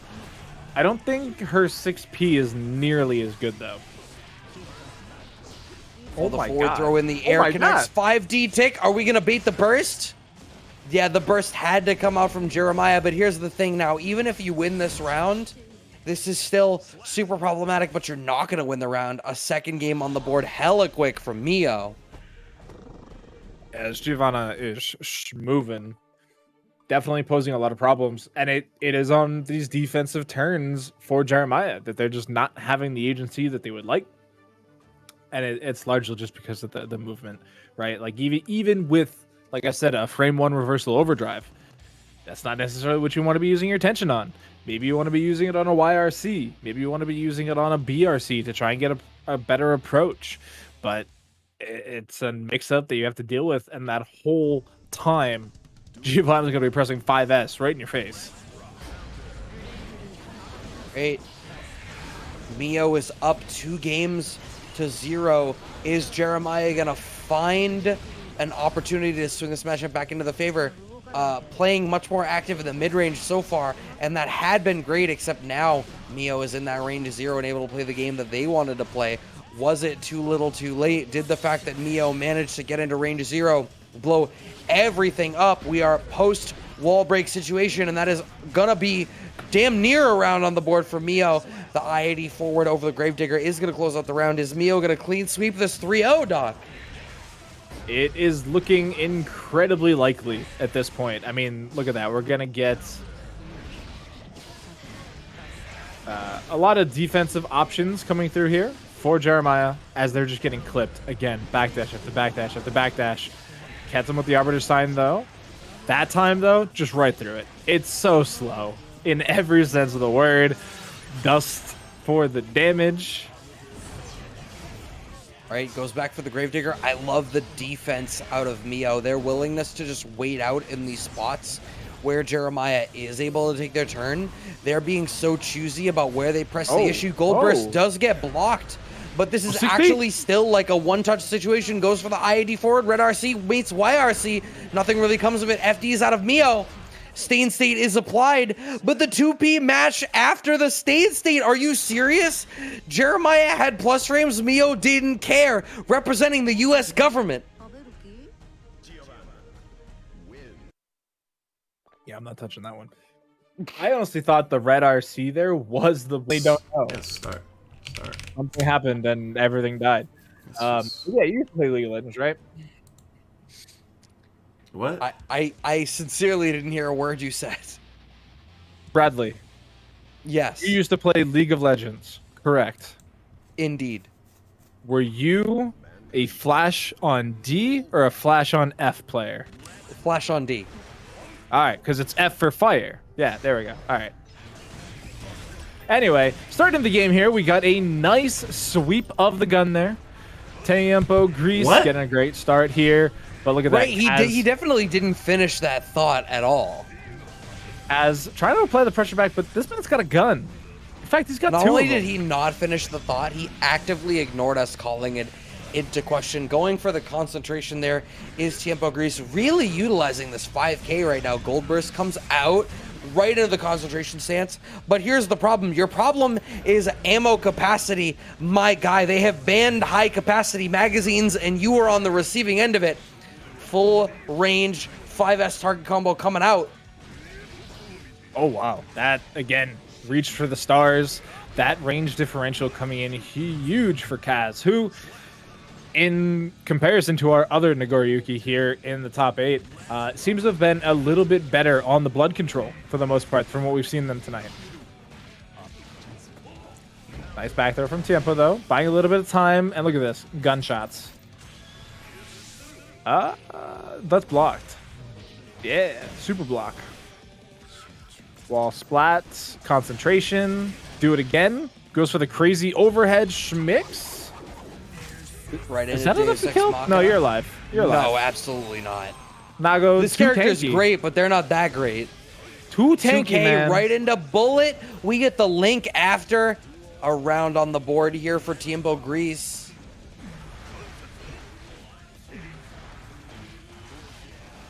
Vampiric touch coming through into Beyblade, into Fukyo, into Beyblade. Actually, that's clone, but not Beyblade. But look at that. You get the touch, you get the red RC, another counter hit.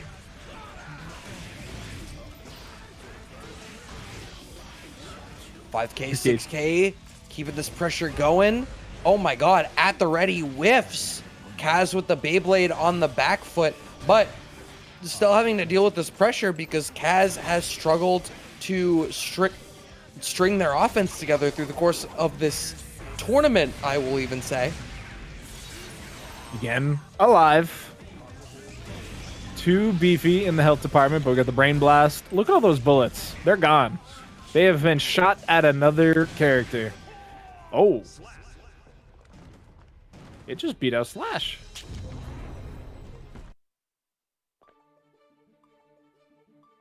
Good stuff there from Tiempo. Hit him with the mucho gracias. Here's hoping Kaz does not answer with the Denata and brings a little bit more forward with it, bringing this set just a hair closer. Duel 1. Let's rock. Ever closer to defeat. Beyblades under the floating chaos. Already forced to burst. I'm kind of surprised it's that early. Double vampiric touch, though, to really drain the blood. A pressure applied. Pressure applied. Gonna just duck under that command grab. And now look at this. 6P. Yeah, Kaz keeps being real hungry for command grab. Full charge 5D punish. whiffs, but Tiempogris was not ready for the punish. Look at that wrist gauge. Not that it's going to matter with how little life Tiempogris has left. Yep, actually gets the stick. I do like this. Just go for the damage, go for the positive bonus. You'll reload your guns. You'll get immediate 50 tension here. So if you really wanted to, you could have gone for the brain blast. But I think, I was going to say, I think they save it for a potential Deus Ex. But it doesn't matter, because like you said, they had no health left.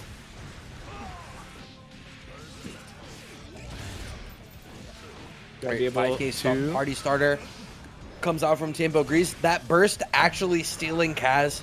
The corner position works out great for them. That's too far away from the wall. That is not going to break. I mean, we'll take the reload if nothing else. He just did OTG gunshot for no reason. Definitely not worth it. That said, that time, the instant overhead, 100% worth it. Gonna concentrate just the time out into the Deus Ex. But it seems like every time we go to the wall like this, it is identical health for Kaz. Concentrate. Think better. Think harder, Cappy Chaos.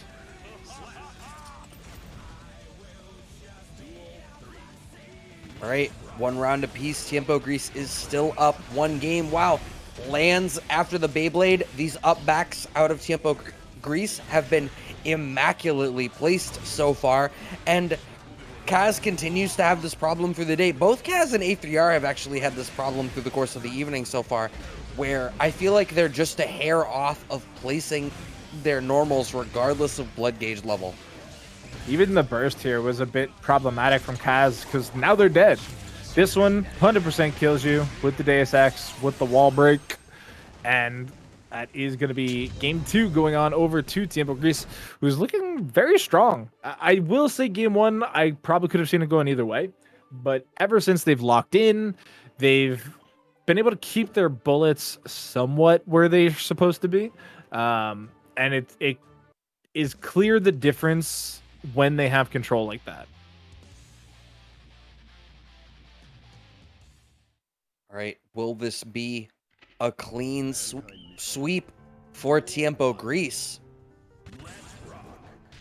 Or is Kaz gonna find a little bit of mileage in this set? Clipped by the empty low, early burst coming out of Kaz. Gonna be able to get a little bit of pressure, but it's instantly turned around by that back throw. And how many overheads? How many overheads do you have to deal with? It's too many. Where 6S comes through, and I like it. Just go for the reload. It's not optimal, sure, but it's definitely required. Gets the tap dust into gunshot. Do it again. Nice throw tech. PRC, YRC. That's not the punish you were looking for, Kaz. It's still doable here. Yeah, the Fukio backwards into the burst bait, into the character kill. All right, Kaz is still in it.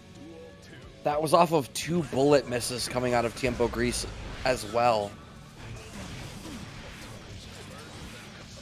Same side roll, gets the gunshot, and burst. Gone. Oh, look at that. He actually spins through the curse. Says, I don't believe in your witchcraft. Oh, the BRC catches the backdash. Kaz actually making a really good amount of reads here that are working in their favor. Except the same problem keeps occurring again to both Kaz and A3R. Going for that 5H, not in the right blood gauge, so it doesn't ultimately connect. Command grab connects. YRC does get punished, though. Kaz gets a game on the board. Yeah, lots of good calls there. Even with the 5S not necessarily being what they needed in that moment, they made enough other right calls, I would say. I mean, being able to punish the double YRCs to close out the rounds is pretty huge. Like, that is the go-to defense of Tiempogris right now, because they don't really have much else. They're Happy Chaos. They don't have a DP, thank God. But it's still a good read to be able to, you know, block and punish off of everything else that's going on, because Tiempogris is very willing, just like that, to use the back throw as their other defensive option.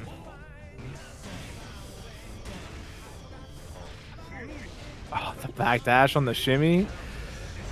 Kaz still in there, but the burst. What is going on?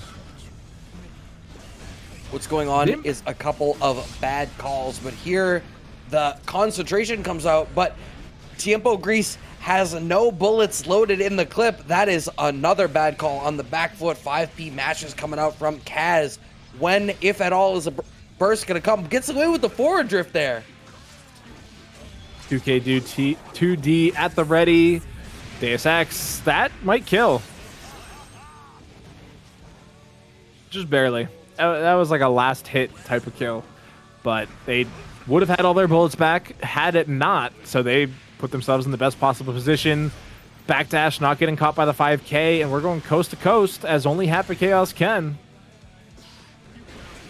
Oh, waits for the forward drift after, which again, Casa is basically the first person this evening to consistently go for that forward drift often when Happy Chaos makes the decision to not break the wall. 2K2D.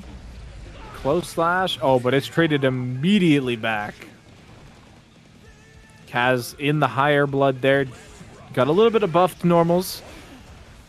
Not the end of the world. Throw whiff that time from Tiempo. They were expecting the pressure to be continued from Kaz, like every other round. But they pick it right back up. They get back to it eventually. Burst comes out from Tiempogris, wants to back off and try to play this range game. They are on set point, so they're hoping to make this happen. Kaz in the highest tier of blood gauge. Finally, a concentration comes out from Tiempogris with some bullets in the clip. Bullets are gone, gets away with a triple reload. Yeah, bit of an NA reset there, but they still get the wall break. Positive bonus is going to come through, but look at that, Brad. That's that bonus blood. That was, oh my God. Oh, the recovery was so high. You could literally just watch the reticle drift around. Have a bullet loaded in the clip is like a very short list. And like Umisho's on it, and then beyond that, like, I don't know, like maybe Sonic Soul?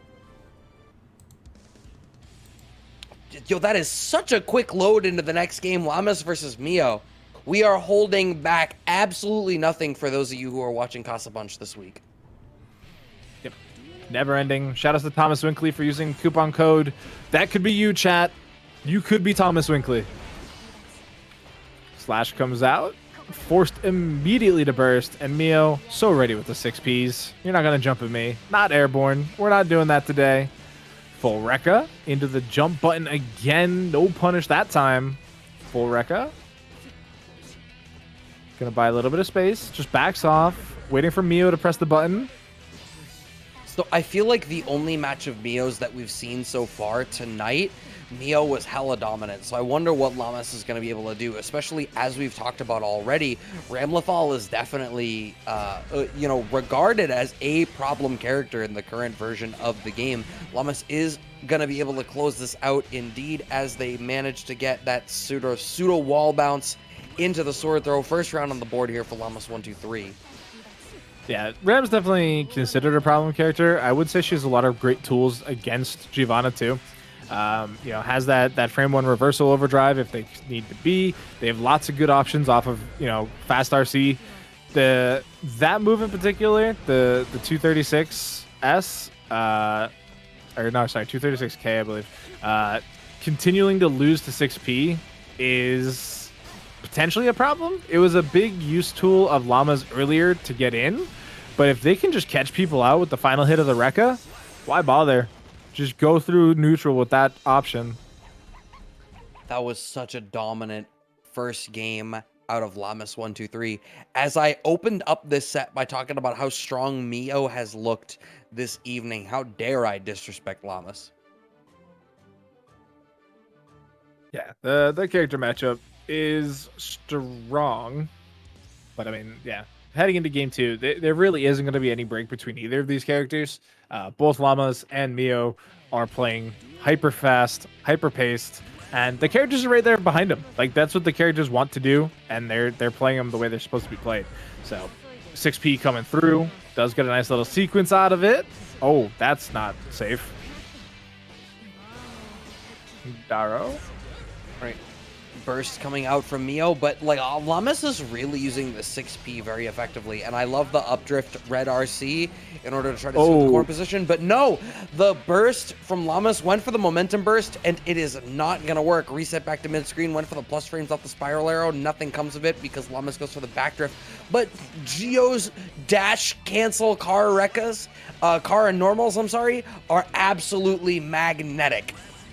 Interesting enough, the burst wasn't actually punished. You saw the defensive shield come up from Llamas there, not the FD shield, the actual square shield that Ramlethal has, and yet they held up instead of down, and so they got crushed by the 2D. But still gonna have frame advantage here. This time they are gonna go for the beam super. It does a bajillion damage.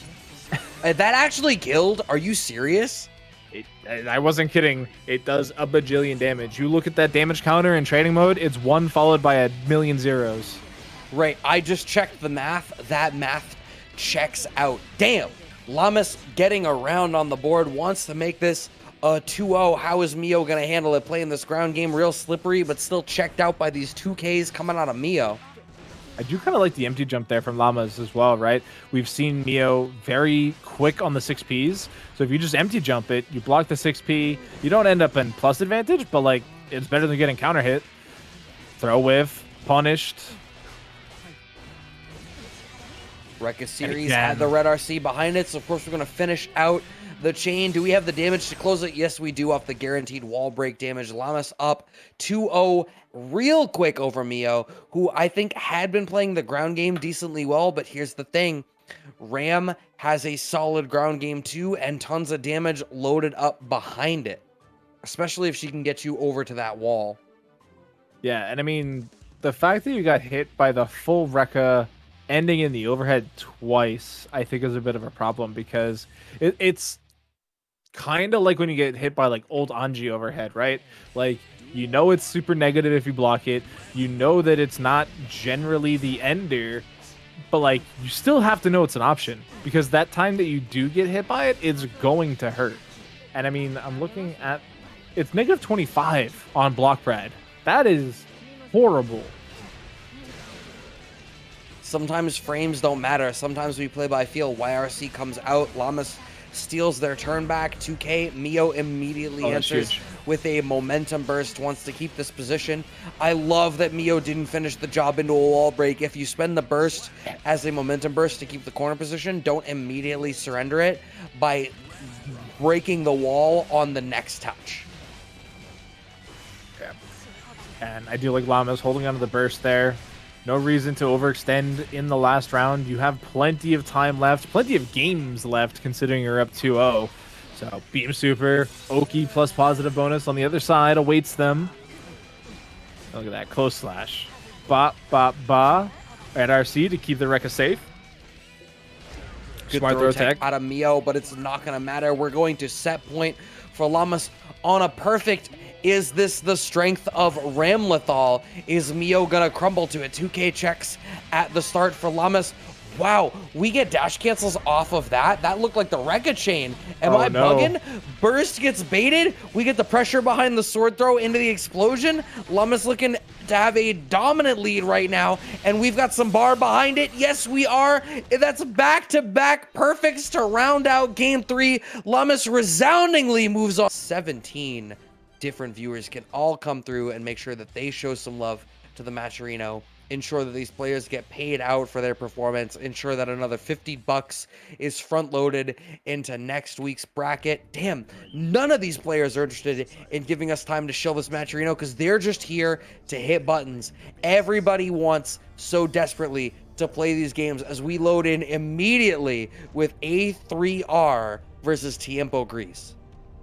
And this is another Happy Chaos Nagoriyuki matchup. We did just see one of these. Obviously, Tiempogris was the victor, and I said it. I do think that up to this point, A3 was the weaker of the two Nagoriyukis. So let's see if they've taken this time to beef up, play a bit stronger. So now's the time. This is their last chance in the bracket.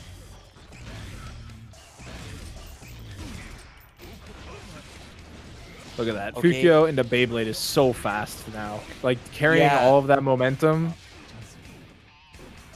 Okay, we're down into Tier 2 blood. YRC connects, largely because Tiempogris went to the air. Tiempogris trying to back off, get this curse applied. The fact that A3R is in the blood range that they are is making it just a hair harder. Wow, look at the way that Hurtbox interaction happened. A3R was actually nowhere near Tiempogris for that back throw. A3R is able to close out the round off of a Beyblade starter and gets the first round on the board here of one of the last few losers matches that we have before we get up to this top 4. Yeah, trade combo. Gonna enter in the counter, but nice throw tech coming in from Tiempo. But look at the blood. It's not quite bursting, but it's very close. Backdash gets caught by the 2K2D, and now you're still being challenged. I like the normal jump, right? Save what meter you can. No need to Fukyo. No need to Beyblade. Not yet, anyway. Maybe now. Maybe now. Right. Concentration comes out from Tiempogris. Almost in part, I think, just for the frame advantage. YRC comes out from A3R, wants to pressure the issue. JH as the party starter. We get the trade on the Fukyo into DP. How is he not popped yet? Finally pops. How long are we going to make this combo? Tiempogris is going to get that round. Here's one thing I know about Happy Chaos. If he's got bullets loaded in the clip, he can just chain these loops going as long as he damn well pleases. Yeah, we talked about command grabs earlier. Happy Chaos combos might be longer, and by might, I mean they are certainly longer. Early burst coming out from Tiempo. Great clone. And look at that. Another early burst coming out from A3.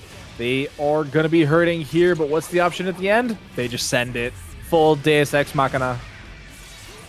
So they want to make sure they have the bullets after the wall break. This is such a great spot to be in. Microdash forward sets up the clone. A little bit of concentration coming out. We set up the clone and the whiff trap works out. Tiempogris is up the first game on the board, looking to play against Llamas 123 in that losers semis. Let's see whether A3R has an answer for the intensity that they are bringing to the table. I really don't know what Nago can do to challenge the clone. He's got such big, heavy buttons that I feel like, I mean, at 5K, but like that's not the button you're going to be pushing most of the time in neutral, right? Like we've seen the jump normal, we saw the regular slash. Like 5K might be one of the quicker options, but like at that range you're at, you're not pressing 5K. You're trying to catch him with something else to lead into more damage.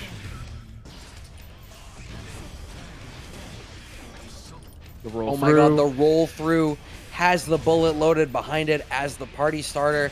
Tiempogris is going to have the bar for a Deus Ex wall break, which we are absolutely going to cash out. Even if it doesn't kill, we want the reload. Wow, on the forward drift. You know what? We're okay with this, if nothing else, just because of the reload, except now your back is up against the wall. 2K2D check. Blue RC backdrift wanted to set up a whiff punish. It's not going to matter that A3R didn't hit a button because it afforded them the opportunity for Tiempogris to continue the offense off of that backdrift. First round on the board in game 2 for Tiempogris. Only game 2? No, I thought that's set point. Nope. Check the overlay, my guy. This round has been explosive.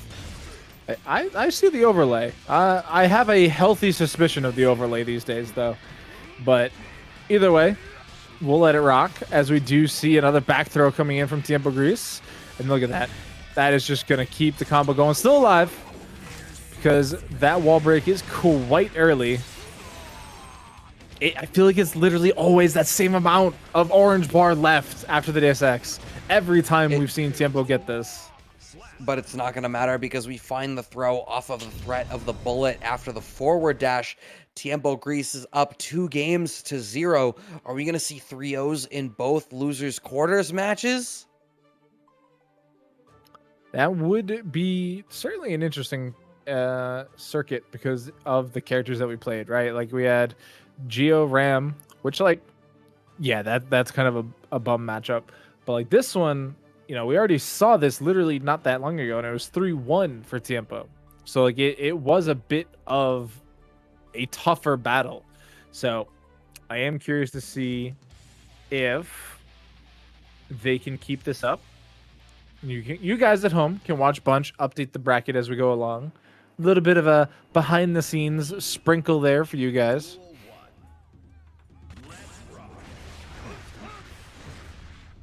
Oh, I actually went through both parts. That is so much blood off rip. I think that 6H is going to be a big deal. If A3R does not blood pop this round, that 6H is absolutely going to be part of it. Tiempogris cashing out so much damage off of so much of this clip. We get the Deus Ex for the wall break and the reload. Right back to neutral. If we're Happy Chaos, we're so comfortable resetting this back to neutral. Where is the curse going to come out, though? Tiempogris continues to not manage the curse application in the way that we might otherwise want. Oh, combo drop, we had bar behind it. We could have killed. Yeah, but it actually still forced out the YRC, and that counter hit coming through with the draw is problematic so far for A3. And I mean, they have burst still. This will be the second round in a while they've actually had burst. But look at that. Just going to run up, get kicked in the grill. Sends out the Shadow Clone, trying to get some experience. 6P counter hit. Nicely placed 6P. Gets the towards roll through as well. Steers the corner position. A little bit of concentration. I don't necessarily know why we needed that. I think maybe we just wanted the frame advantage. Yo, oh my God. Tiempogris wasted the entire clip, making sure that eventually A3R got called out. The 2P mash coming up, but we have no bullets left, so we have to break the wall. The positive bonus is going to earn us a Deus Ex at some point. How are we going to spend it, if at all? PRC forward drift wants the 2Ps. It's not going to happen off the 2H whiff out of A3R. A little bit longer. The next hit, yes, we do finally have Deus Ex back on the board. Tiempogris uses another PRC. The 5P anti-air is going to connect, though, and without a single bullet in the chamber, Tiempogris is going to close out this loser's corners over. Yeah, and I mean, there was a lot of 5P and 2P right at the end, which those aren't a lot of very used buttons, in all honesty. We don't see a whole lot of that. We see a lot of 2K2D, 6S, close slash, like lots of stuff like that, but not too often do we see 2P, 5P from Happy Chaos. But this is certainly going to be a matchup with a lot of 2P, 5P. Kai Kiske versus Chipp Zanuff. We have Marvelo, P1 side versus Beesu, P2.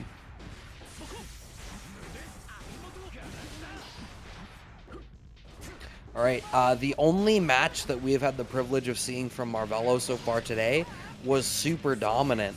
And that's the thing about Chipp, right? Is like Chipp can run away with you if you do not find the opportunity to find a hit. Chipp is a fly and you gotta swat him. Is Beesu going to swat that fly using that burst to try to reset back to neutral, which they succeed in doing? They've got a little bit of bar, but the buffs to the far slash out of Chipp really mattered. It made his actual ground game so much better. The fact that he can early cancel his runs into far slash when he dashes into mid range and generate threat from farther away really makes a difference in the ground game for a lot of these matchups. Oh my god, that actually connected at the end. Vapor Thresh trying to buy space. And I mean, it's an interesting situation that you bring up. You know, the only match we've seen from Marvelo was that 3-0 against A3. I feel like that was so dominant, it's almost useless as like a statistic, right? Because it was just so strong from Marvelo that you hope not all of their matches tonight look like that. But at this rate, I think they might. Holy moly. We got the fondue coming down from the sky. Lots of cheese everywhere, but is it enough to back off the ninja? Marvelo was playing so passively at that point, understanding so much that dealing with the burst bait was an important thing to represent. And Beesu simply wasn't ready for how much Marvelo was willing to leave space in order for Beesu to walk himself off the cliff. Yeah, it's something that Marvelo's very good at, right? Recognizing tempo, both their own and their opponents. Because, like, you know, we last weekend, this week, we're like, oh, Marvelo's just pushing buttons, a Abare, RC, fast version. Like, he's just doing everything. But, like, Marvelo knows when they can just kind of sit back, right? Burst baits or command grabs or whatever it may be. Like, they'll watch you do your game plan and be like, all right, I got the perfect answer. That said, that's a lot of damage. Yeah, it is. Chipp has among the lowest guts in the game, if not the lowest.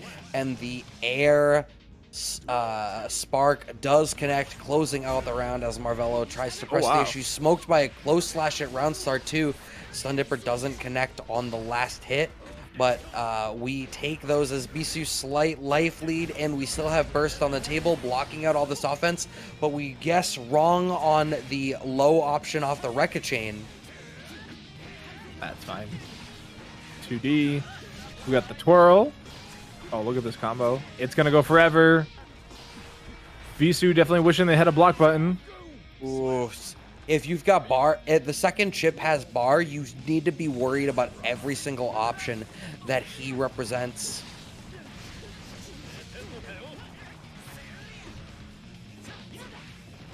Nice challenge there, coming in from Beesu. Wow. That cross-up connected at such a strange part. 2K2D right into the H fireball. Once again, Beesu really wants to make this happen. Sniper connects. Stun Dipper was on block, but he had the RC to back it up. And now that that shock state's applied, things kind of scary. Right, a game on the board here for Beesu. Yo, has this entire tournament tonight been super explosive, or is it just me? No. Nobody's surviving. Nobody's blocking. And you know what? That's fine. You guys all paid the price of admission, $60 to own this game. Unless you bought it on a code site like I did.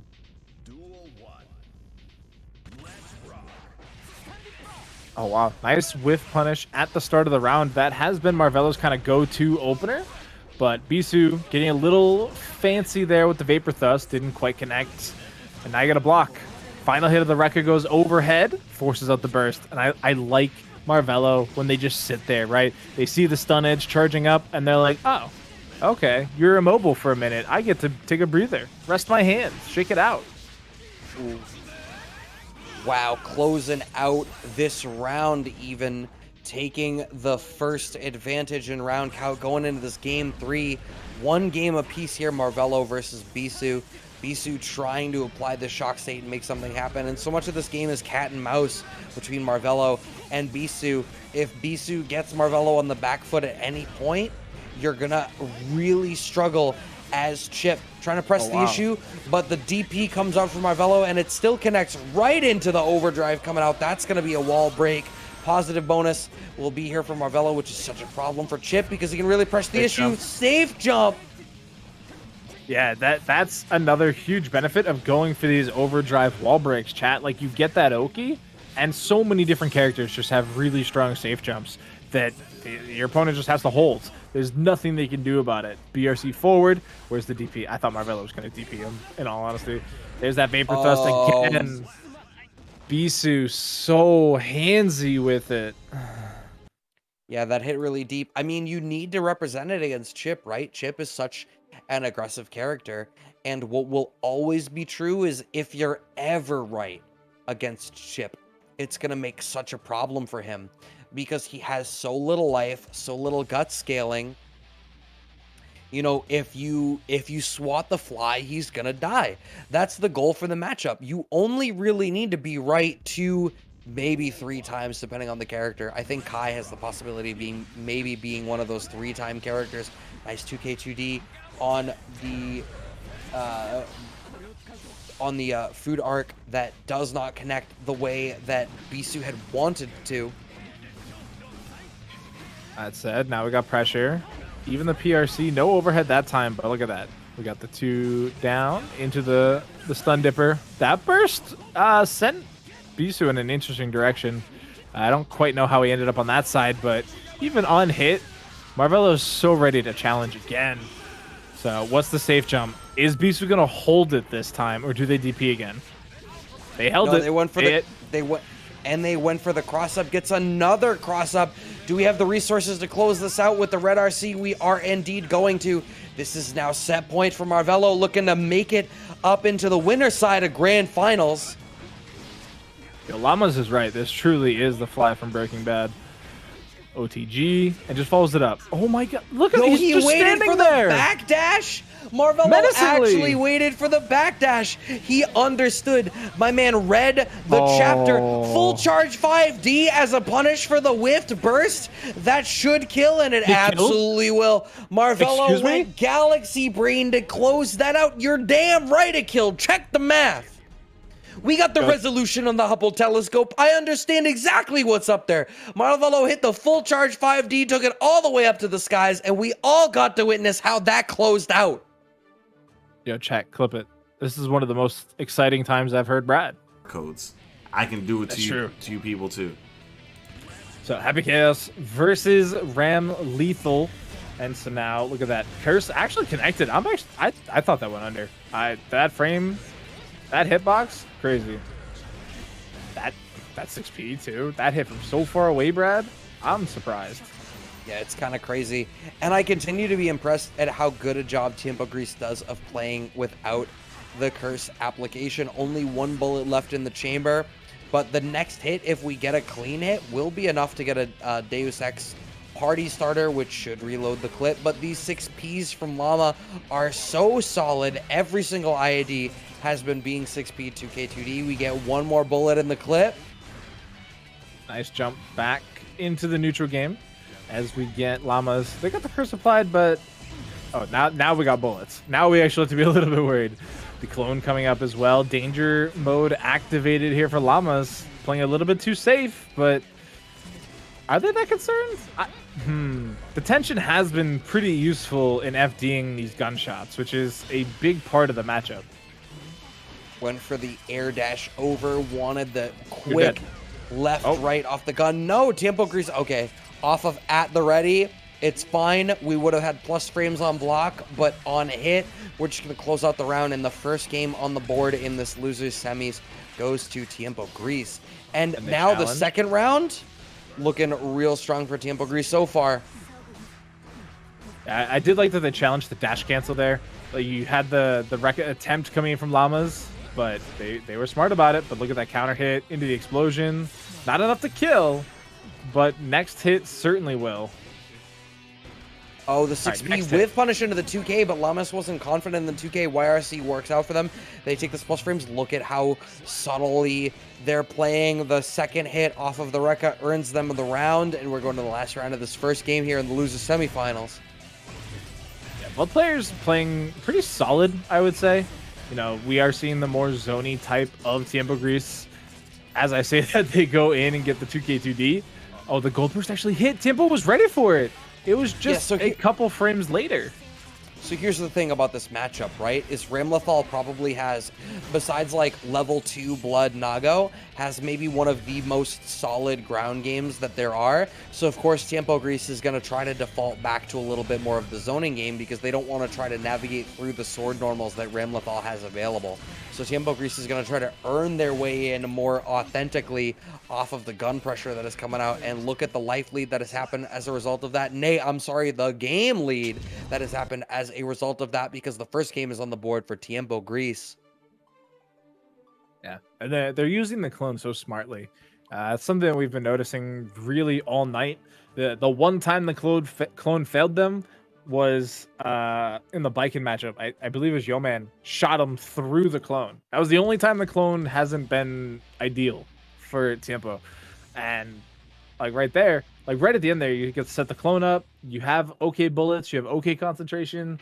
Like Ram's not gonna press a button because you're gonna get a counter hit. So just run up and throw. Lots of up back backdash, which is why we saw that early danger mode coming in from Llamas in game 1. So it's definitely something that I think they need to be a little bit more cognizant of, right? It has posed problems already. Right, the gun connects as a whiff punish, just like that. Tiempogris is in. This is another thing that Happy Chaos does super well, is converting from like range 2 or 3 right into range 0 or 1 because of the forward roll that they get off of the regular gunshot. Llamas playing the air approach very effectively to ensure that they navigate around the curse, but the 5K pickup off of the air-to-air. Llamas elects to save the burst, wants to find a different spot to cash it out. No bullets left in the clip, at the ready with nothing behind it. I'm sorry, I lied to you. I lied to everybody. Deus Ex, if we don't even need the bullets, it kills at that range. Damn. Yeah, counter hit in, like it just launched him to the sky. Like it, I don't know how much that gun weighs, but concussions everywhere. Look at that. We got the curse applied. YRC just trying to buy space, but even the 2K2D is just not going to work the way they wanted to. Blocks the reversal. Isn't going to be enough to kill, but we might get a wall splat. Oh, they break it. They want that positive bonus. Yeah, I feel like maybe playing for the wall splat may have been the better choice there. Went for a whole bunch of nested anti-air options. We have no guns left in the clip, but Tiempogris only needs one more hit, and one more hit. They shall receive a second game on the board for Tiempogris, up over Llamas 1-2-3. You know, Brad, we keep talking smack about Tiempo's like meter management overall, but like they're about to find themselves in losers finals. That's true. I actually need to double check the bracket and see who sent them down into the loser side in the first place. It was Jeremiah who sent them down. Oh, it was Jeremiah that shot him through the clone, not Yo-Man. It was the other Baiken. The other Baiken. But yeah, I mean, look at that. Round start, we got 2K gunshot, 2K2D into Rekka attempt, but both players just burstless. They weren't even 10 seconds into the round, and they were gone. They exploded, both of them. Counter hit comes through, just runs through the FD to throw him. Oh, wow. We cheated an awful lot of reload out of that one, even with that regular throw. Llamas is still kind of on the back foot with that wake up back throw out of Tiempogris.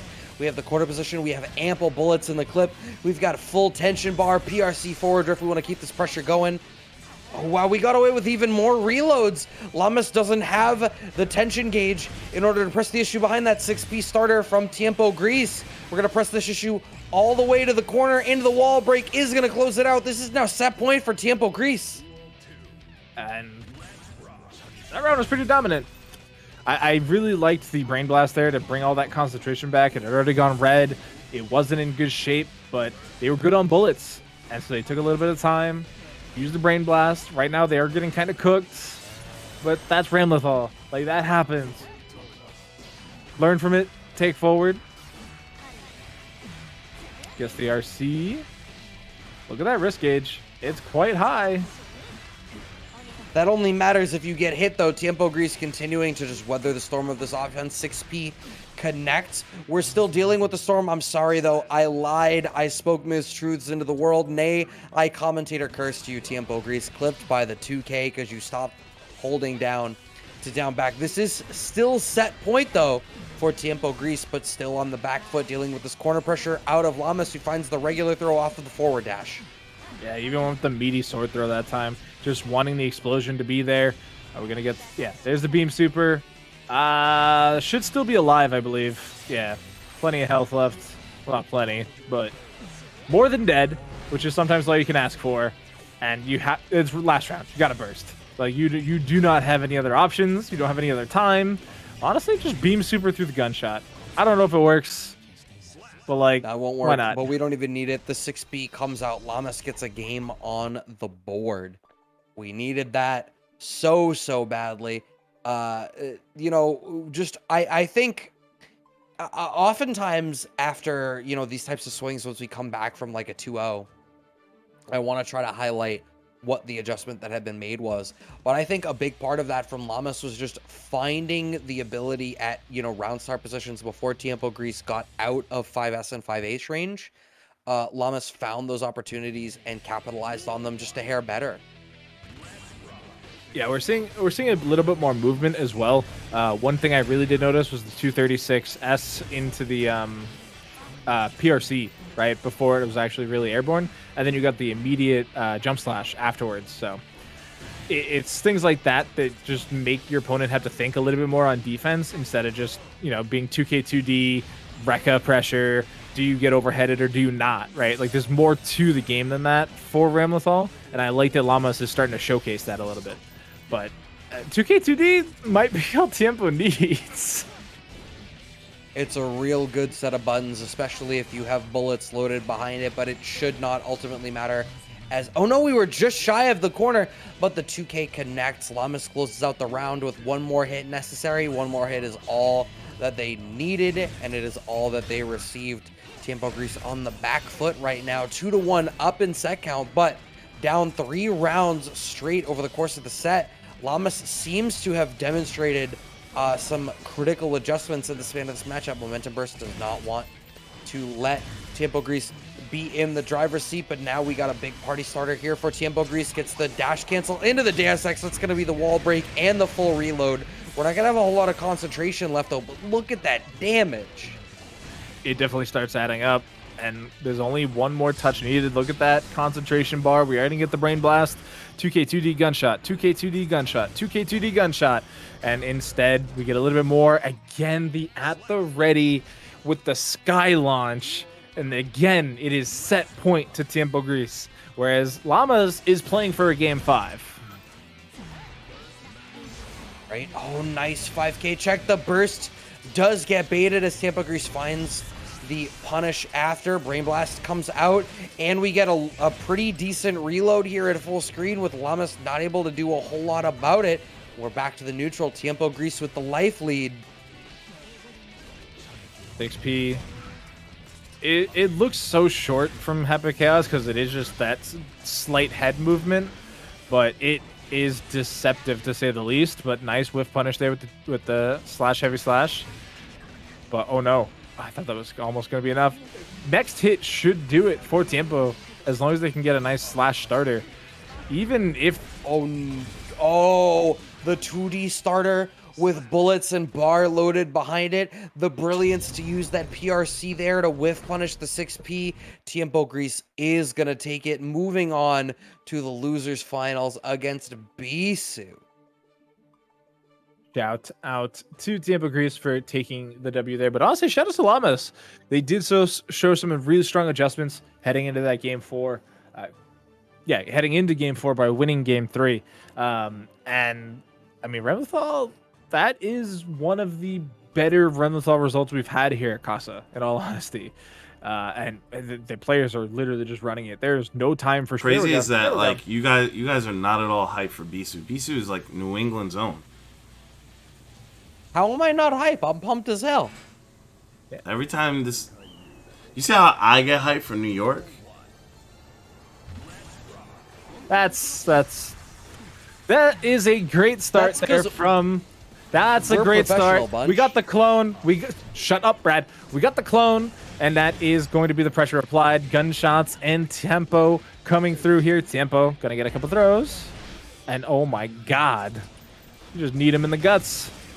Wow, he even went for the wall splat there. I do think that the Deus Ex would have killed. Imagine if he loses out on this round now.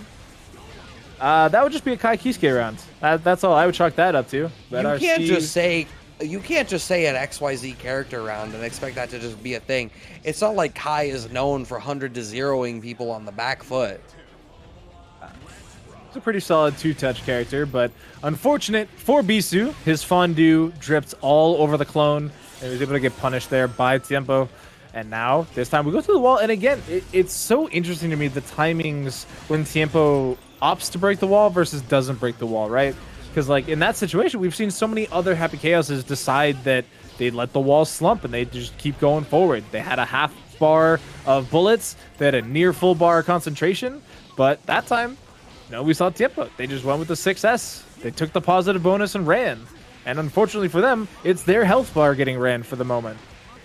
Yeah, you are absolutely right. We've got bullets and concentration both at the ready, and the Deus Ex off rip, so we're going to get that full reload. It is close enough to get the wall break, so we're going to get positive bonus with Oki right into concentration, go for the brain blast.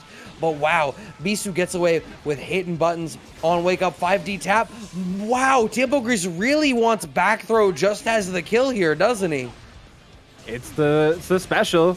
There we go, 6S gunshot into all the 2K2D gunshots that you may need. Wow, the sense of mind to press a button on roll when you can very easily just get shot for it. And it works out in Beesu's favor. They take us to a game, or round 3.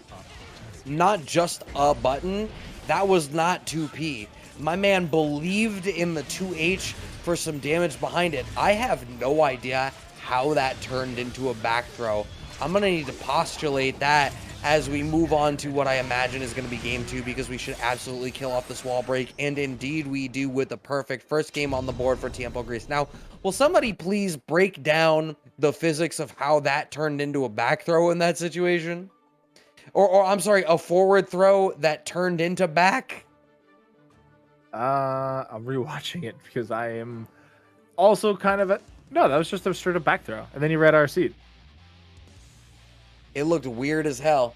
But we still close out with the round here. Tiempogris up 1 game over Beesu. I will say that's one thing that I wish there were different animations for forward throw and back throw, but maybe that's one of the few things I'm spoiled by Street Fighter for. But either way, yes, I am complaining about the slight difference between does your opponent end up in front of you or behind you. But hey, you know, that's what we're here for. First, being used there by Tiempo, has a slight life deficit. That clashed. That's, oh my god, what is happening? Beesu is getting gypped. Are we going to spend the bar? Yes, we are. Deus Ex for the wall break. Positive bonus and Oki. This is virtually a one-touch situation. What's it going to be? Vapor Thrust comes out from Beesu, and that 5K hits Mad Meaty right into Ride the Lightning. All right, not the highest damaging overdrive, but it does set up a potential safe jump. And of course we're going to end it with a throw.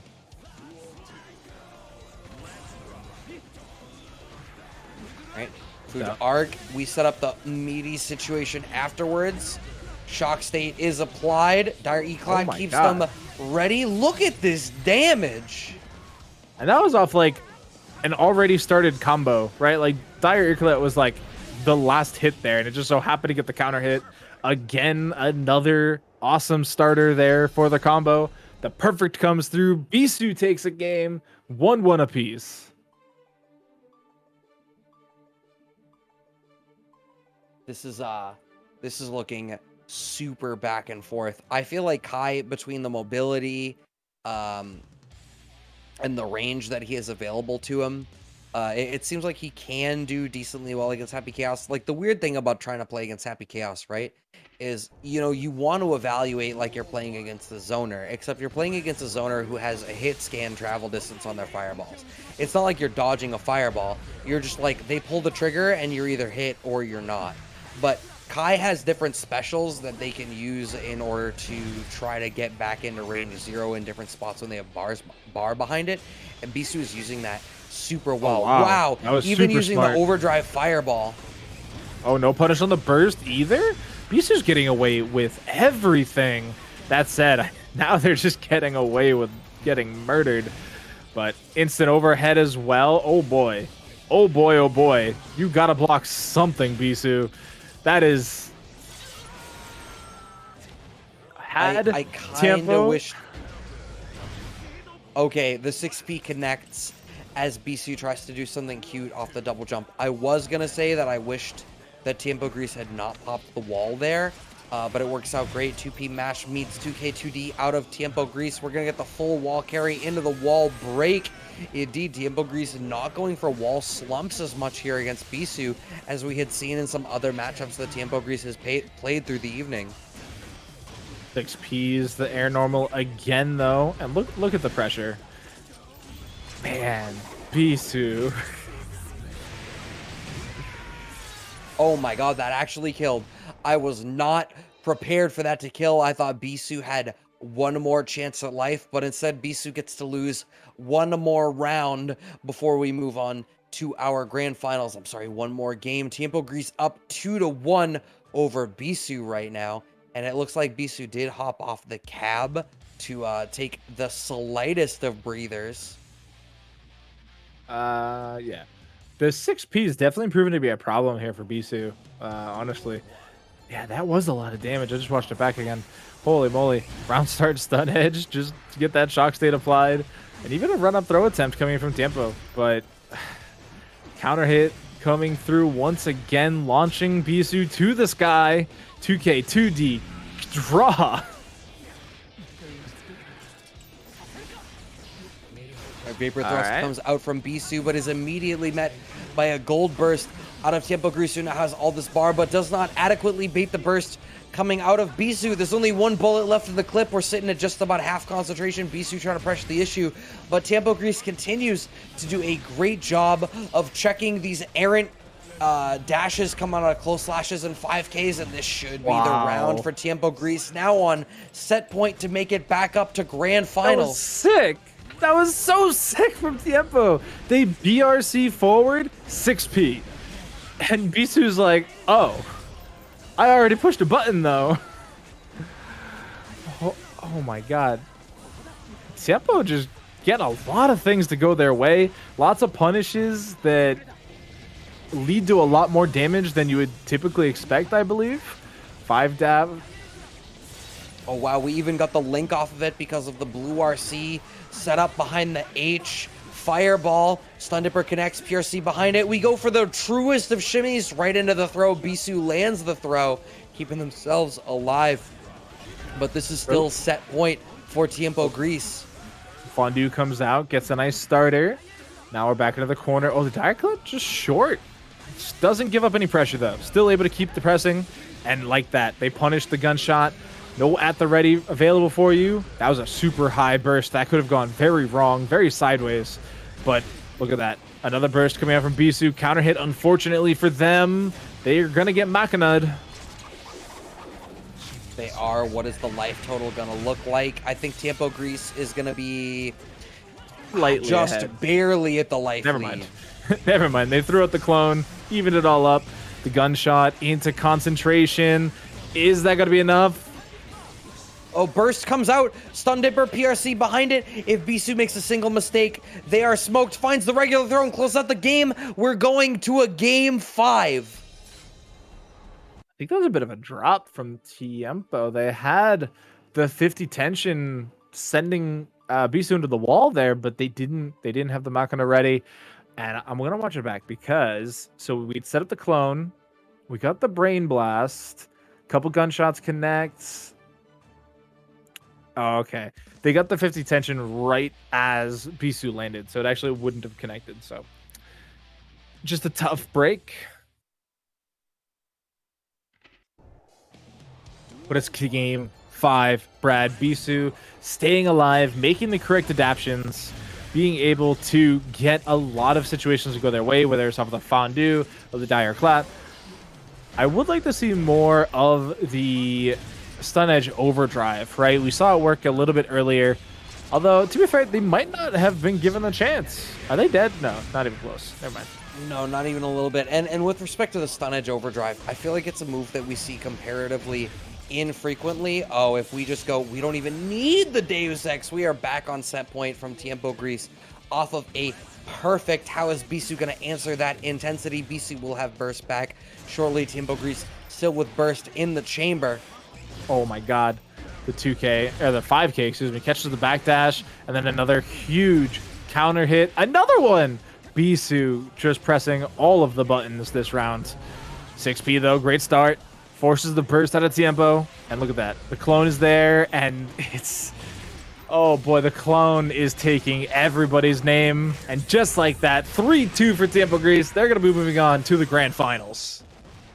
That was a fairly clean game 5. Beesu had been dancing in and out of finding the answers to what Tiempogris had on the table, but in that 5th game, it just did not manifest. We really didn't get the opportunity to start running our game, and it is a damn... Spectryn, and then we've obviously seen how he's done in the winner side of top 8. 3-0 A3 Religion, 3-1 Beesu.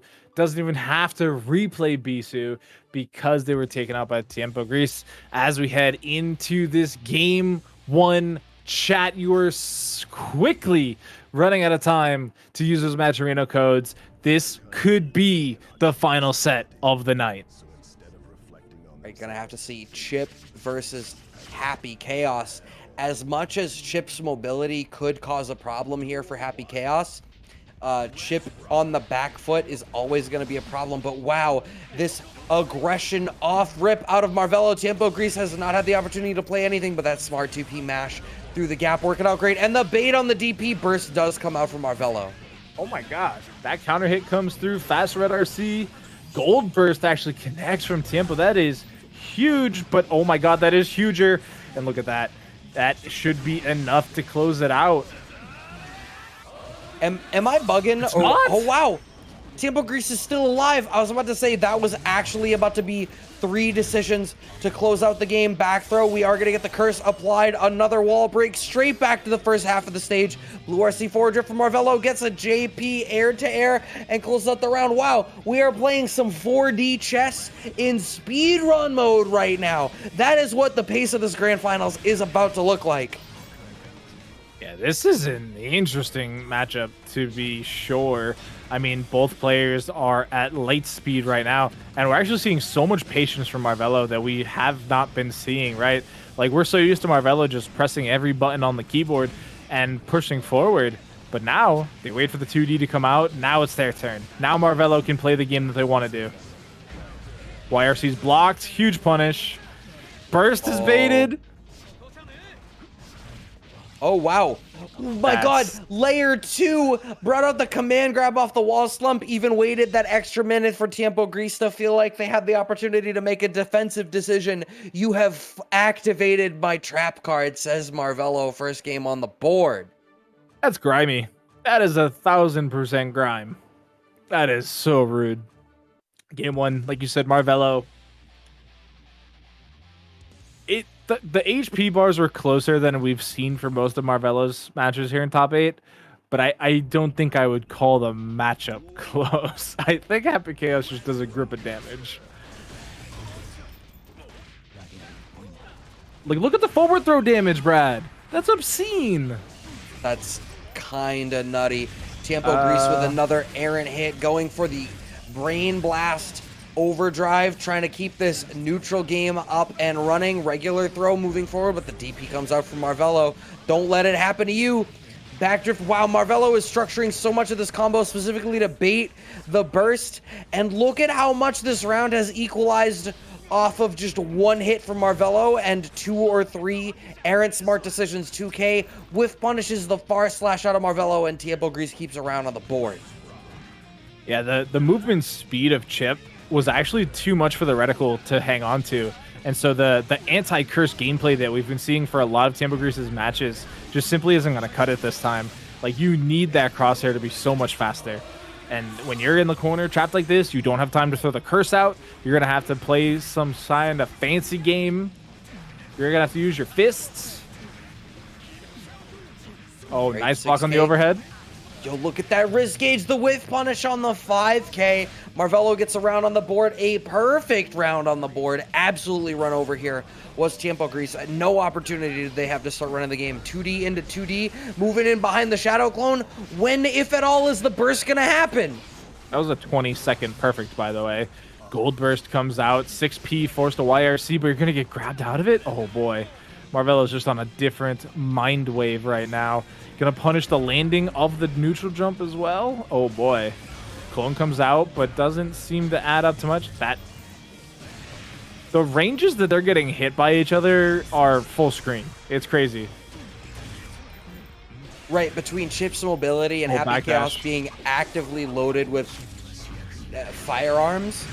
Oh my god, that killed? That's Chipp, baby. Tiempogris gonna take game 2 in this first set of grand finals. All right, maybe it's kind of close. Maybe this is actually close due to the Happy Chaos damage. This is so back and forth. The reality is either Marvelo gets to run his game and makes the 1 or 2 smart reads that he needs when Tiempogris does spend a defensive resource, or Tiempogris is able to get out of that round start position, start to set up their game, and just runs away with it. I like the run under there from Marvelo, but they didn't believe in their 5P, and it allowed Tiempo to get a bit of a turn. And now Marvelo's burst list, but so's Tiempo. Oh, clipped with the at the ready gunshot. Big juggle starter you're here dead. for Tiempogris. No, they're scaling on this one, right? Yeah, apparently. It's Chipp. I honestly don't know what to believe. Clone disappears, but you still gotta hold 2K, 2D. There's only one shot left in the chamber. There's not a whole lot of concentration. Wow, did we just naked PRC 2 nothings in a row? It doesn't ultimately matter. You can't take the bar with you. We get the back throw to close it out from Tiempogris. Now taking the lead in this set. DP whiff out of Marvelo, who 0 frame bursts and gets blown up for it. And then even going for that far slash, getting whiff punished again. And that, it seems to be the startup time on that button is just too long. At full screen like that, you get the full punish from Happy Chaos, which then just leads into more damage. And that's a perfect round 2 to take game 2 for Tiempo, even though it's game 3. And they're potentially going to be resetting this bracket. And this would be Marvelo's first set loss in tonight's tournament. Wow, Marvelo's just giving the chat more time to use Matcherino codes. That's all. Maybe that's the thing. Maybe this is the Galaxy brain read in order to maximize the prize pool into their pockets. But what I'm going to say is Tiempogris' defensive decision-making has been stellar. And the thing is, Chipp is the fly you need to swat. Happy Chaos is uniquely equipped to swap that fly at any moment. While early wall break coming out of Marvelo, trying to make this into a 2-touch. Not going to work out. These trades working. Really want to press the issue. Burst out from both players. Bursts come out so quick in this matchup. Yeah, I mean, there's just so much damage on the table, but I like that. You get the float, and that is going to be enough for the round. Marvelo not willing to give up just yet. Great usage of the meter there as well. Oh, wow. That reset fast. I was absolutely not prepared for that. A quick 55% here for Tiempogris. Chipp actually is only allowed to be 2-touched. Yeah, You're no dead. burst. No burst means you die. But I mean, like, what's crazy is the first throw of that sequence. So we had the wall break, and then we ran through and we got the throw. That first throw wasn't affected by the gut scaling, which is why it just annihilated the HP bar. But backdash on the gunshot. Clone is out. You're going to concentrate behind it. Oh, counter hit coming through. This is big for Marvelo. Right, but there's not an awful lot of damage behind Chipp. Overhead into another overhead. Tiempogris gets away with an up back. Marvelo forced to use the burst, wants to keep the pressure going. YRC works out. Backdash still gets back thrown because Tiempogris goes for the dash forward in order to make it happen. We're going to not go for the wall break. We want the wall slump. Marvelo with the DP and baits the burst. We are going to a game 5 in the first set of this grand finals. I I feel like this has only been like 7 minutes long, if that, too, that we've gone through 4 games. This Like, this has entire been- Strive bracket tonight has been the most explosive Guilty Gear Strive that I think I have ever commentated. It's been lightning quick the entire time, and every player has been on the same wavelength in that fact. All the characters have been popping off. I mean, even the slower characters that we've had in tonight's bracket. You know what the thing is? We had no Zatos on stream. This is the first week we've run Guilty Gear that we did not have any Zatos on stream, and look at how much fun we've all had tonight. Are you We might suggesting have to that ban Zato is Zato. the problem? All right. Oh, Zato's 100% the problem. 100%. I'm going to have to stop you there. When is the burst going to come out from Tiempogris? Not soon enough, as Marvelo early spends that overdrive to ensure that they get this burstless damage. This is a healthy life lead. Here's the problem. Your Chipp, this life lead is still actually maybe 2 touches. And I do kind of respect the overhead attempt, even with no RC behind it, because look at what Tiempogris got off of it. Nothing. And then you're still able to wake up and challenge buttons. That said, this is the other side of that same coin, right? Like, you get 2K2D gunshotted, and then all your health's gone. Marvelo was actually cartwheeling around dodging bullets like it was a Matrix movie, taking us back to like 1999 or whatever that movie came out. Tiempogris finds the wall break off the Deus Ex Machina, but is trying to fish with the 2K, and Marvelo finds the party starter off of the Rekkas. Burst comes out from Tiempogris. This is still tournament point for Marvelo, who has had the connect with the far slash. BRC means the 6K has too many recovery frames. Is Tiempogris going to be able to close this out with a Deus Ex? I think that they should, as long as this connects, which it will. And we're going to a final round of this first set of the grand finals. And the one thing that Tiempo did there differently, they mashed 2P. They completely laid into that button, and they covered it up with the gunshot potential as well, trying to just interrupt any timing from Marvelo. Command grab being shown once again. Alpha blades everywhere. Oh boy, oh boy. Yo, Chipp is hitting him with the entire Greek alphabet right now. Tiempogris so thoroughly on the back foot, but finds the party starter. We've got a little bit of bar in the back. We've got the clone set up, sitting exactly on the clone. We've got bullets in the clip. Marvelo needs to start to press forward, try to make something happen. You've got crazy mobility as Chipp, but it's harder once the clone is set up. Pushes through the curse, but that means that Chipp's move speed is entirely nullified. That's going to close it out. We're going to have a reset of the bracket as Tiempogris takes the first set 3-2 over Marvelo in a super tight 3-2. Yeah, Marvelo not respecting the curse at the end there. That completely locks them down. But once that curse is applied, you are aimbotted, and you do not get the opportunity to backdash these bullet shots.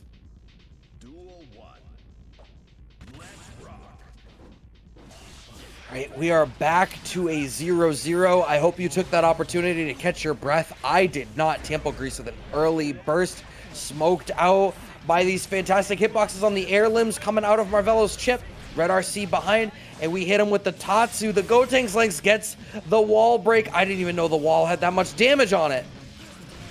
Yeah, the wall's been kind of weak tonight across the board, but a huge dash check challenge coming in from Tiempo.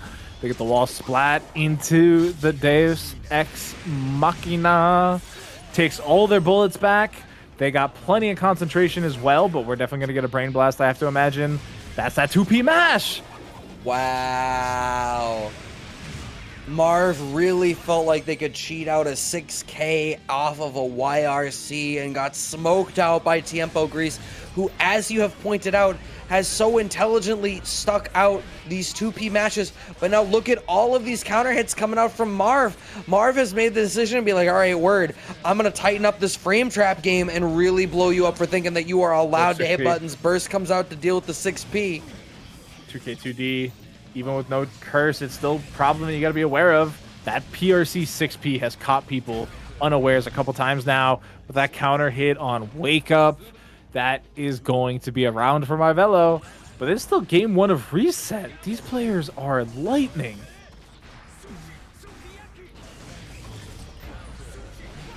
Counter hit, forces out the burst. Marvelo actually challenging the clone with a quick button. Not some of those long slashes. And look at that, just 2 hits right into the overdrive. No fancy stuff, take your positive bonus and approach with caution.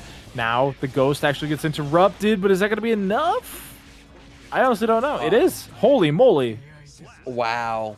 There was Hit still him with the more wall too. Run.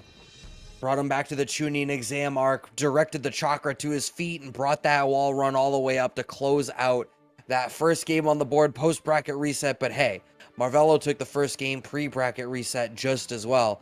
Tiempogris has more than enough time to try to get word to the wise of where to stick out these 2P, 5P mashes and stall this pressure that is Marvelo, because if any one of those hits land at the right time, Chipp is going to melt.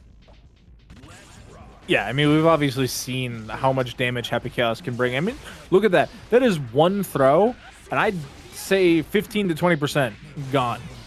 Like, it is a problem for Chipp to get touched in this matchup, and it is so easy for Happy Chaos.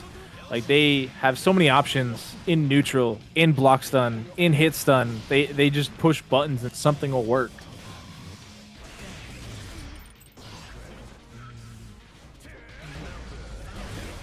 That was so smart. Whiff punish on the rush. Wow. Yeah, no bullets, so you don't actually get the combo. Oh, Marvelo isn't prepared to follow up on that round, but it's fine. 2D connects Marvelo up the first round here in this game 2. Tiempogris looks to be struggling a little bit even after that bracket reset. Yeah, I mean, Brad, you told the chat how long their run has been. They've been playing this game for over 3 hours, near 3.5. Wake up DP coming in from Marvelo. Alpha Blade, cross up protection potential.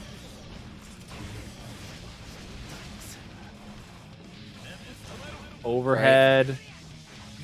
So worried about Burst. Burst finally comes out, but hey, now Marvelo's in one touch range, about to get their own burst back to try to make this happen. 6K. No, I'm sorry. I lied about one touch range. I was expecting better party starters. Blue RC, JP connects. We're not going to be able to get it, but the counter hit starter, a second game on the board for Marvelo. Is this loser side Marvelo not going to drop a single game against Tiempogris on the Happy Chaos? This is looking so dominant. Where was the Tiempogris we saw in this first set?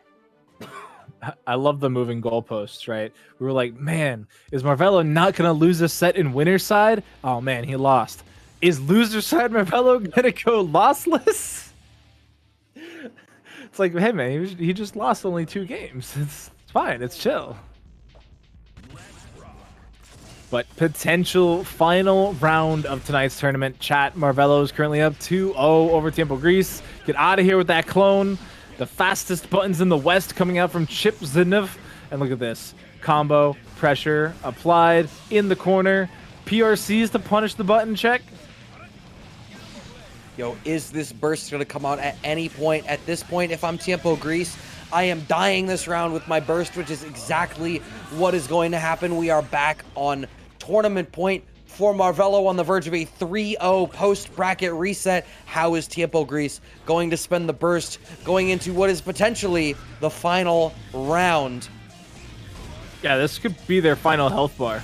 Realistically, they don't get a do-over at this point. They've had their chance. And so, oh my god, that was a full screen run-up slash, and it worked out, and you get a link off of that? Oh boy. Yo, you hate to see it. That anti-air 5P may be the thing that we point to as how Marvelo ended up winning out this set. As Tiempogris tried to press out of the corner, it's not going to work. Overdrive gets the wall break, the best wall break here for Marvelo. And now Tiempogris has so few resources to spend on the back foot. A YRC may come out at some point. It is going to come out as Marvelo tries to fish with a 2H. Look at that, Burst Marvelo finally able comes to out burst. from Marvelo. I thought Marvelo was going to pick that up, but the counter hit there is going to do it. 3-0 from the loser side. Marvelo taking tonight's Casa Online number 8 for the Guilty Gear Strive.